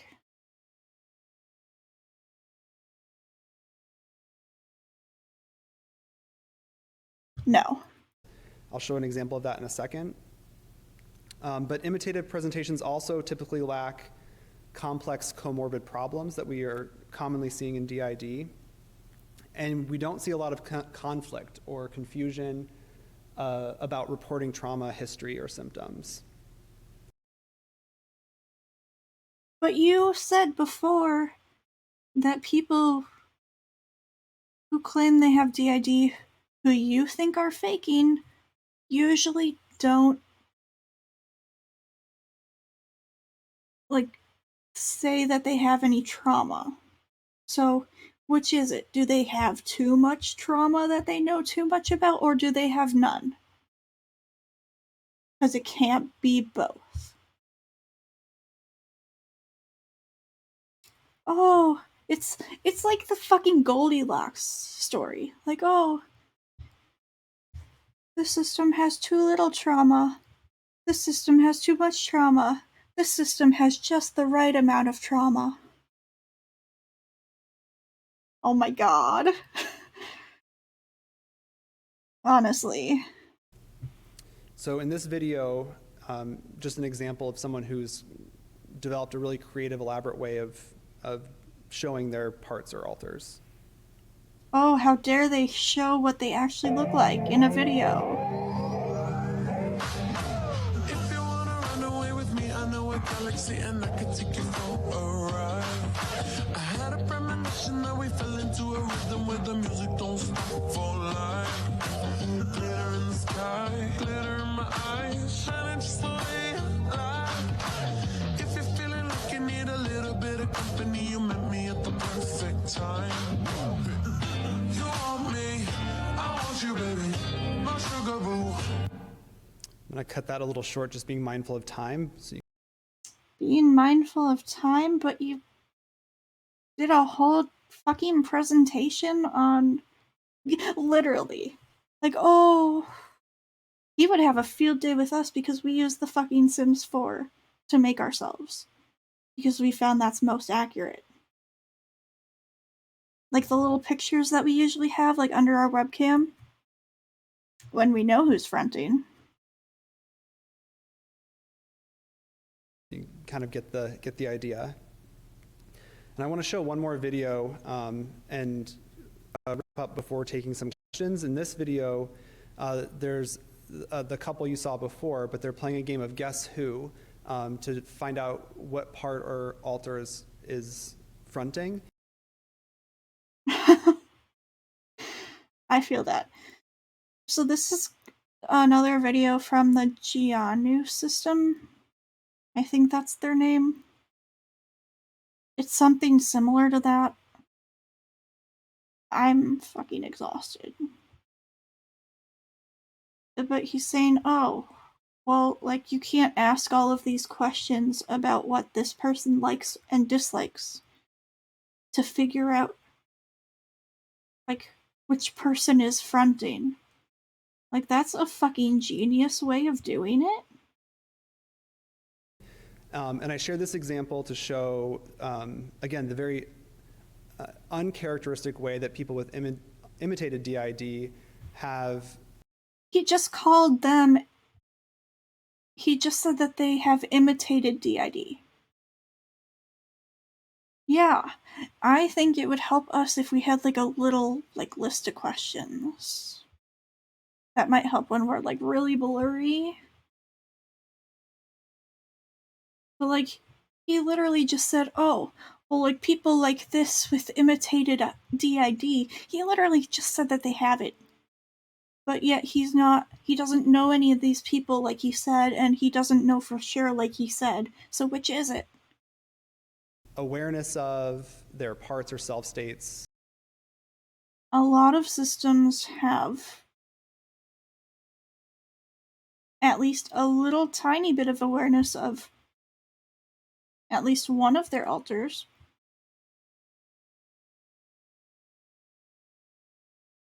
I think, right? Maybe some don't. I don't know, I'm dissociated, but like, how dare you like know stuff about your alters? Question mark? And little conflict or distress about the process of having parts and switching. Hi, Prismatic. I'm sorry, this is not a very happy stream. We're almost at the end of the video, thank fuck. That is also true, yes. But also, like, just because we're blurry doesn't mean that we're not distressed about not knowing who we are. Sometimes we just don't show it, and sometimes we're just so used to it that it doesn't really bother us in that moment, or sometimes we're too dissociated to literally. Have you seen this video yet, Prismatic? Because it seems like you have. Because this is our second time going through it. Oh my god. It's the fucking worst video. It's the fucking worst video. Oh my god, we'll send you the link when it's up on YouTube. Or we'll just like send you the link to this video, but he's like fucking awful. Dang. I don't know. Your guess is as good as mine. All right, let's figure this out. Okay. Are you a guy or a girl? A girl. Okay. Like, this is such a fucking cute idea too. Feel about what you're wearing. Oh, yeah, that's cute. Okay. Right? Are you younger or older? I mean, I'm not old, but I'm not young either. Do you like salmon? No. Very specific Are you question. attracted to men or women? Oh, women. That is fair. If you called me, what name would you use? Oh, fucker. Hey, Jay. That's about right. That was again, so a very cute. game-like way of presenting symptoms that would be quite distressing in genuine DID. Who says it's not fucking distressing? Sometimes we're blurry most of the time, so eventually it just stops bothering us. Like, sorry that we're not fucking constantly bothered by every single fucking symptom of this fucking disorder.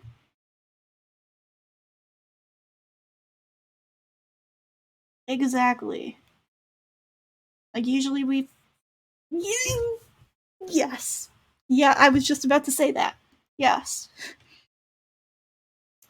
Oh, literally, there's like a section in here where he says, oh, in DID you see like symptoms from both PTSD and dissociation. Like, no fucking shit.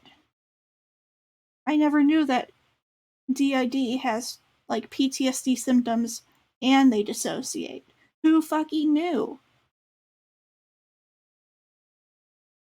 That is completely fair. I think only Lotus and Malachite in our system are dating now. And Scorvin fused. Oh my god. I'd love that for him.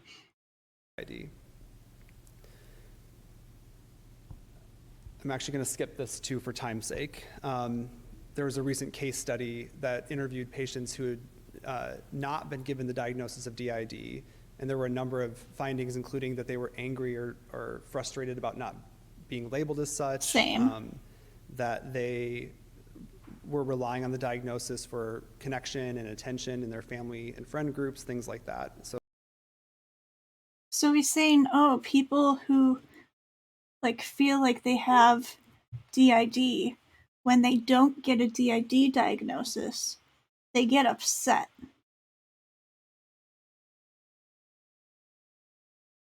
No shit.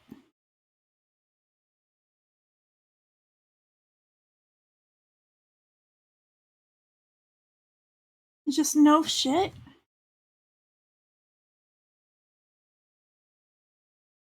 What do what the fuck do I even say to that?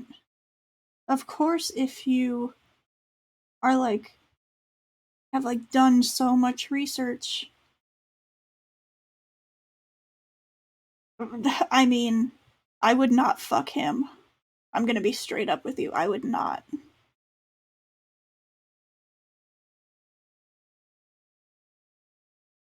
Literally.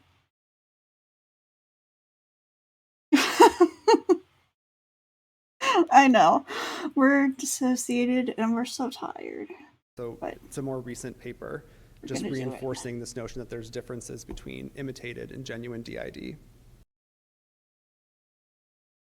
There's differences between having DID and faking DID?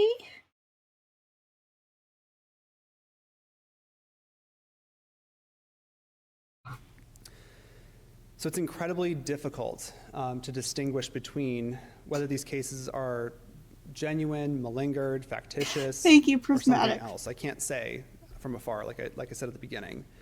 And again, You can't say whether they have it, but you're going to claim that they're all faking for reasons that you pointed out in the videos that were at most a minute long. Right? Right? Oh, honestly. He's such a pompous asshole. the video examples that That I could showed be today, because I've been pausing I it a don't bunch, know though. anything about them except for what they've put online. But you diagnose them with shit. As clinicians and researchers, we know that treatment and assessment is incredibly difficult in these situations because many people respond with anger and defensiveness. Well, no fucking shit. I would too if you invalidated me. When they are told, or if clinicians question that their DID diagnosis. Well, yeah, because I'm gonna tell a short story, but it still fucking pisses me off that it happened. When we were in the psych ward, in one of them, literally though, he is. But when we were in one of the psych wards, there was like a psychiatrist who we saw. We were there for a week, and over the course of the week, we saw him for maybe 30 minutes max every couple days. Like for maybe like 5 minutes every couple days, but like 30 minutes max over the span of the week. True. Prismatic. But we already had our DID diagnosis, and that dude who had seen us for maybe like 30 minutes max total over the course of a week for no more than like 5 minutes every couple days tried to like undiagnose us with DID and say that we had bipolar and borderline personality disorder instead. But our therapist, who we've been seeing for like 2 years, who we had seen her for like 6 months at least at that point. Probably closer to a year at that point. She specializes in trauma disorders. And she diagnosed us with DID, and we have been seeing her for at least 6 months, if not more. Like every week. I think we were only doing once a week at that point. But it was like an hour-long session every week for at least 6 months. That's a fucking long time. Exactly. Oh, and also them TM used that fact that we were undiagnosed by that crackhead psychiatrist in that ward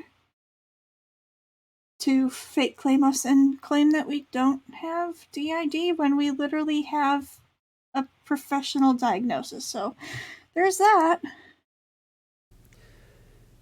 Even if they don't meet criteria for DID, many of the people that we see may have actually experienced trauma, and so they may feel invalidated by not recognizing that in the way they wish.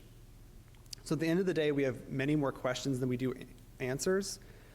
I do know that given the increased attention and number of referrals we're getting, that accurate online information and professional education are more important than ever. And yet here you are putting out an hour-long video with so much misinformation packed into it. Like, how did you packed misinformation into this video so much that it's like you packed a fucking watermelon into like a water bottle. That's how much misinformation he packed in this fucking thing. It's one of the reasons we've been doing these talks, just to make people aware. We're deeply concerned about social media representations and self-diagnosis. Well, I'm deeply concerned about your misinformation. Literally, though, I feel so bad for them because they are not. They're going through it right now because of this shit. They don't deserve it at all. This is a fucking disgusting video that a fucking hospital put out. I was going to make a TikTok video on it, or we were. I don't know who I am right now. Oh my god, I remember them. We had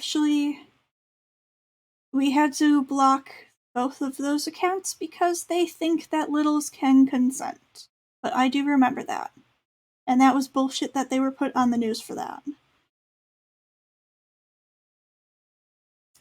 Yeah, they think that littles can consent. We were fucking... The system that was on the news for one of their alters being a bird. I don't remember their system name. I only remember their spam account, which was spam with bits. Maybe that'll help. Why did everything suddenly get brighter? What the fuck? What the fuck? Okay, anyway. Yeah. That was their spam account. I don't remember their main account. I don't remember what I was saying. But yeah. Oh yeah, Pink Sugar Fairies is like... That one, yes.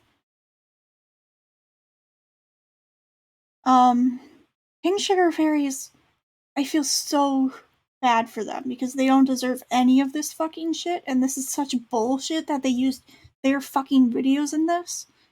Like, they are so fucking sweet, and they've been through so much shit already, like with Braided Bunch, like that fucking mess with Braided Bunch being fucking racist towards them and shit, and just they need a fucking break. They don't deserve this. And the way it likely delegitimizes DID for those who actually have the diagnosis and work with people. We don't want these representations to undermine the significant research and clinical progress that's been made in the recent years. So with that, I have references for the presentation, and if there's time for a couple of questions, I'll take those. I agree. Hi, my name is Sam. I'm a chaplain intern here. I was thinking about what you ended on, the note about the case studies and some of the anger at being denied this diagnosis. Does what people are angry about indicate in some ways, you know, what they're using the like mimetic diagnosis to receive, or does it give us some insight into what needs to be provided, or like what other coping skills they need to have in order to, you know, get what they're looking for? Yeah, great question.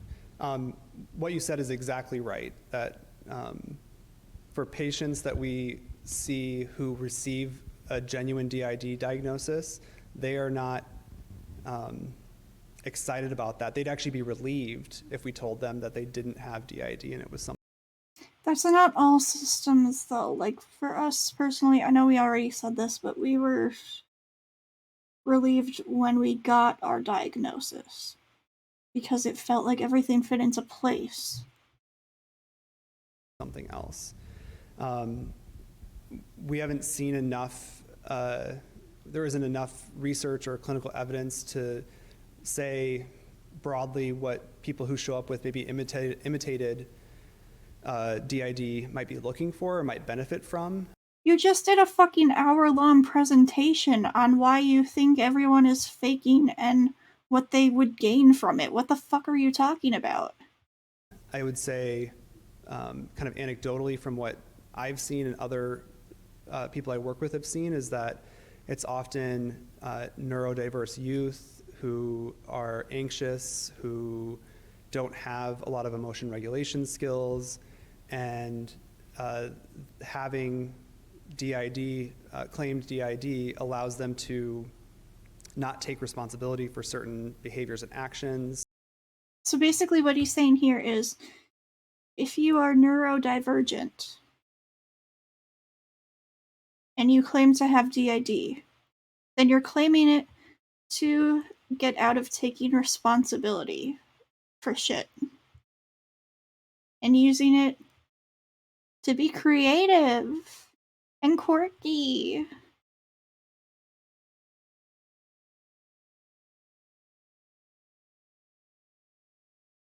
I hate this man.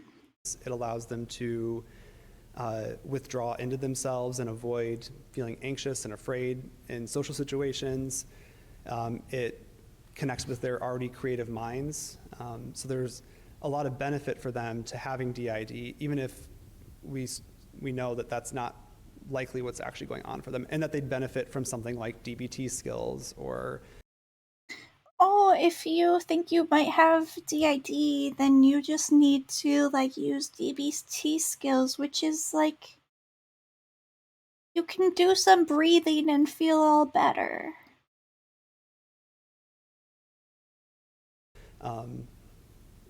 Some treatment for anxiety and social anxiety. I know there were videos with, like, screenshots from it.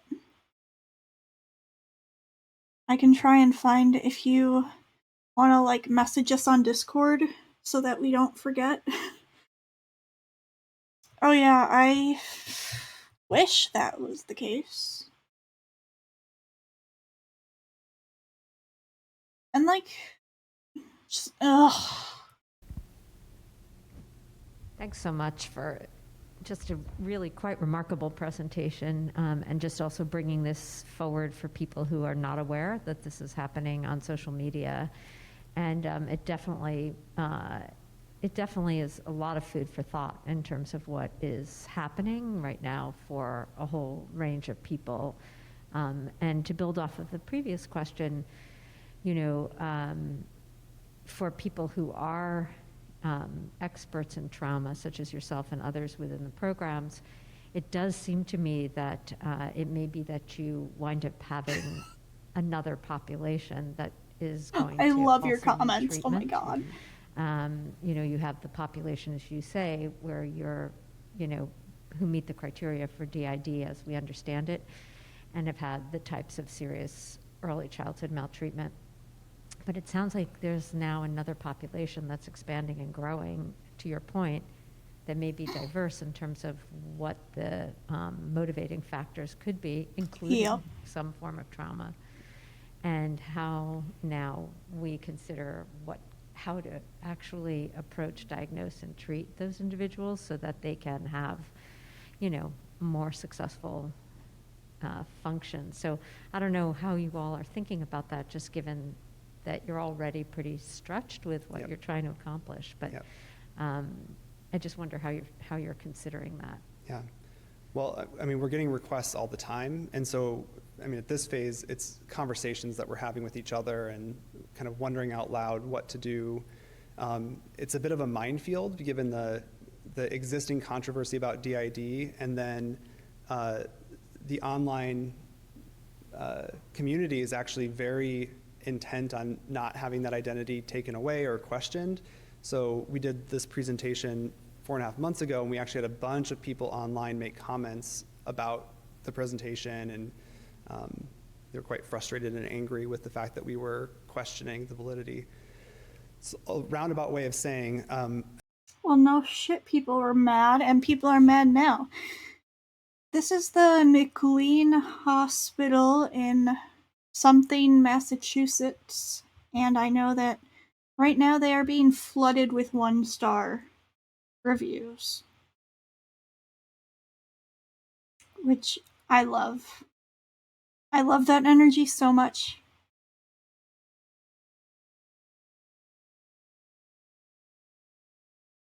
But I like the fact that he openly says that they've, like, gotten shit for this before, and now he's doing it fucking again.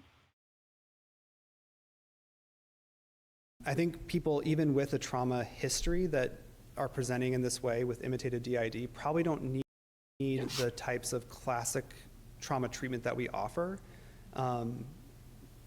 because they probably don't have PTSD and they don't have a dissociative disorder.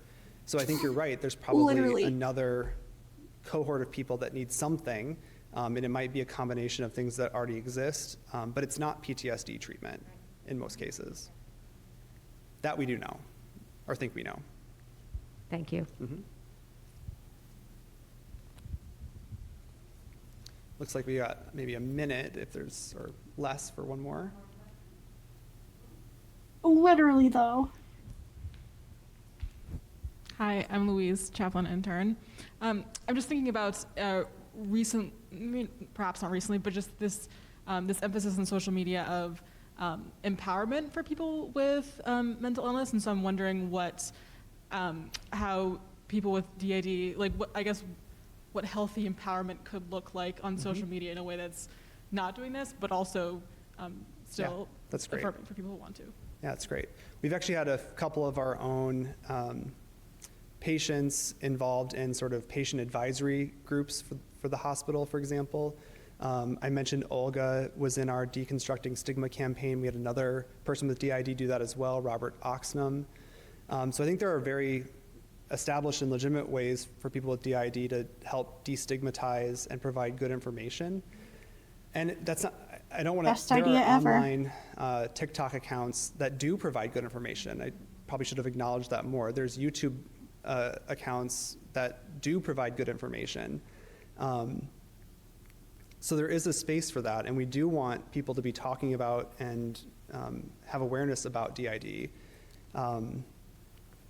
It's about, I think, doing it responsibly. And for our patients with DID, it's too distressing to have to sift through, like we can, like some other people can, to say, that's probably not credible, that is credible.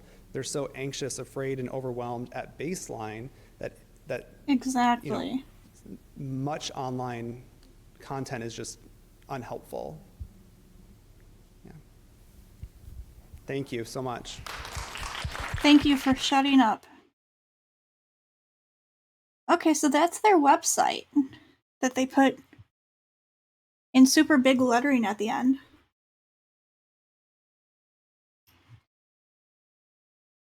Final thoughts. I actually wrote a Google Doc about this. Not a Google Doc, a notepad thing. Okay, let me see.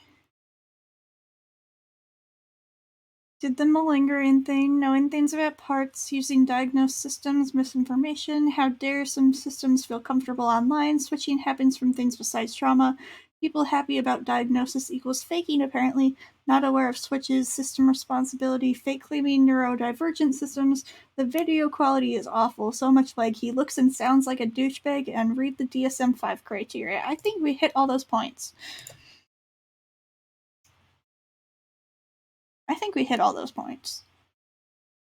Did I talk about how much of a douchebag he looks like?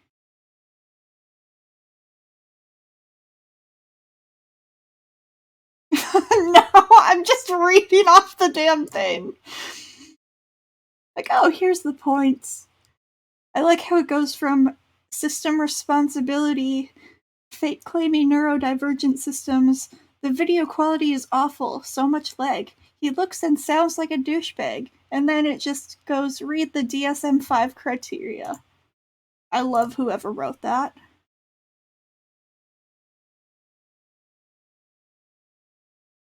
No, it wasn't just you, and it's not the stream either. I mean, we've had 613 frame drops and 42 slow frames, but nothing like that fucking video was.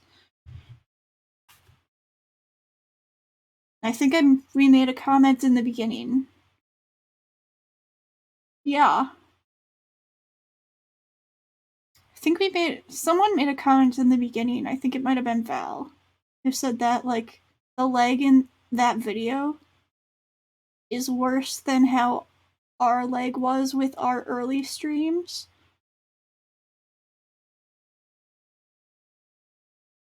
I think I was gonna say something else. But yeah, that was some fucking bullshit, and if you're watching this in the future, go leave them a 1-star review because fuck them. How fucking dare they? Like, I know that there were a lot of jokes throughout this, because we have to make jokes. Otherwise, we're not going to be able to do anything, because jokes help us cope. But this video was fucking disgusting. The fact that they used videos from systems who are professionally diagnosed is fucking disgusting. The fact that they're trying to shove all people with DID into a tiny little fucking box is disgusting. The fact that they didn't reach out to any of the people whose TikToks they used or notified them in any way is fucking disgusting. The fact that They are fake claiming all of these people and then claiming, oh, we don't know enough about these people, so we can't say whether or not they actually have this disorder. It's disgusting. All of the misinformation is disgusting. This shit is so fucking harmful. This is going to be more harmful than the fucking Split series. This is going to be more harmful than the fucking Trisha Paytas shit. This is so much more harmful than the fake disorder cringe subreddit, because this is a fucking hospital. This is a fucking professional fucking setting. The fact that there are professionals who are fucking doing this is so much worse than fake disorder cringe, because it is professional fucking people doing this shit. Exactly. People are not going to want to seek help because they'll be afraid that, like, the symptoms that they're presenting will be seen as wrong or faking.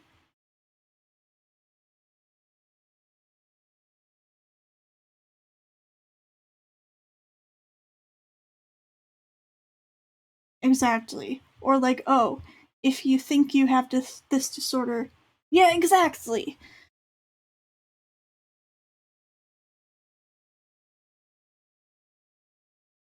Like we said before, there are DID systems who cannot, like, work. There are DID systems who can't handle a lot of things, but there are some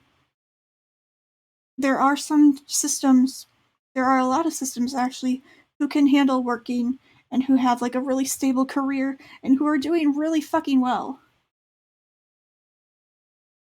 Yeah, the fact that he fucking mentioned that, like, neurodivergent DID systems are more likely to fake, that was so fucking disgusting. That video was so fucking awful. And if anyone who appeared in any of those TikToks that they showed watches this, for some reason or somehow, I am so fucking sorry that this happened. I am so sorry that they used this without your consent or knowledge and that you had to find out from other people like this. And I'm so sorry that they're using your videos to spread so much misinformation. And I'm so sorry that you can't catch a fucking break because you fucking don't deserve this. Everyone in those videos, I've seen them on TikTok, and they are all such lovely people, and you don't deserve this.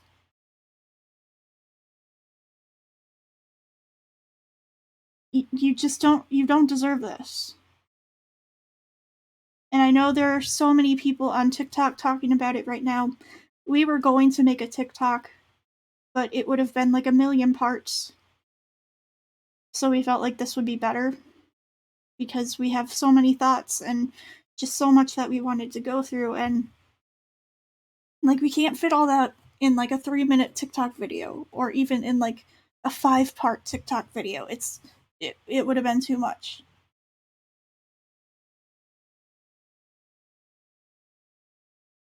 For anyone who this has affected, whether or not you are professionally diagnosed, whether or not you're self-diagnosed with DID, self-diagnosis is valid as long as you don't. Exactly, he does do that. Self-diagnosis is valid as long as you do your research. Obviously, it's ideal to have a professional diagnosis, but it's not accessible to everyone. And real self-diagnosis is not just going and looking at a 15-second TikTok of someone with a disorder and going, oh, I have that. It's multiple, like, websites, multiple resources, so much time and effort and energy put into researching. Self-diagnosis is valid as long as you're doing it right. Well, maybe not that long. It really is. It really, really is. For us, it took so many months of just like doing research on DID, at first we were just, that is fair. Like, at first we were like, oh, this is like an interesting thing. And then as we continued to research it, we were like, oh, well, fuck. Fuck, this all lines up.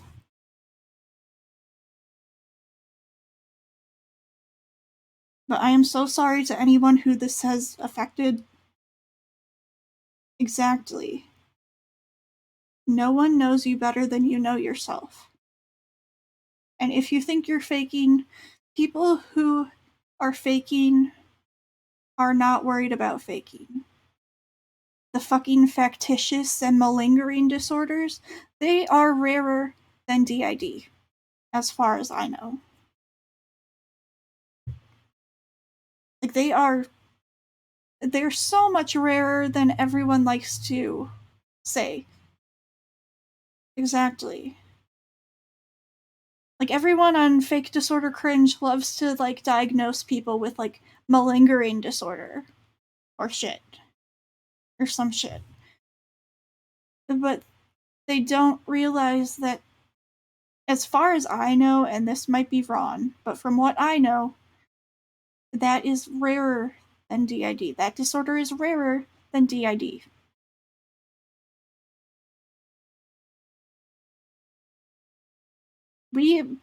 I think Val first fronted and, like, introduced herself to someone as herself, as, like, when we were, like, 15. And then it took, like, 7 years past that to actually, like, remember that happened and, like, get back into, like, researching and stuff. And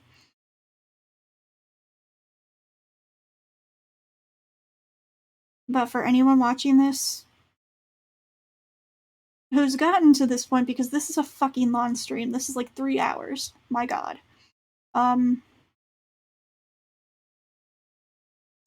If you're worried about going and seeking help, if you think that you might have, like, DID or OSDD, all I can really say is it's fine to explore that and to do research and to self-diagnose if you've done the research and if it matches. And if you end up doing more work or, like, see a professional or, like, something else fits better, it does not mean that you were faking it. It just means that you were doing the best you could with the information you had. It does not make you a bad person. Exactly. Like, yes, it's a fucking dark disorder, and I would not fucking wish this on anyone. Because it fucking sucks. But if we can do it, you can do it. Exactly. It will get easier. Healing will get easier. The flashbacks and trauma memories and shit are really fucking bad. But you can get through it. There are so many resources out there. The whole system community is, like, here for you. We're here for you. I think we still have I know we have our TikTok linked in the thing. And our YouTube. So, like, if you need support and can't find it anywhere else, comment on one of our TikTok videos, comment on one of our YouTube videos, on one of, like, our VODs. I don't care which one. There are so many people here who will support you and will help you, and you are not alone in this. Yes, Prismatic is so great. I know there's going to be a lot of denial just because you feel like, oh, this can't be real, this can't actually be happening. It's so normal to feel that way. It's so normal. You are not broken. If you're still struggling to find a disorder that makes everything make sense, there is something out there, and it will. What? Oh my god, why? I just look over in chat and see that. Oh my god. Yeah, I'm gonna stop my rambling now because we need to eat and then go to bed because our last day of group therapy is tomorrow. And then hopefully more regular streams instead of like every once in a blue moon like we've been doing. But yeah, thank you everyone for watching. Sorry this isn't like a fun Stardew stream or whatever the fuck everyone else streams. Yeah. Outro. Thank you everyone for watching. Bye.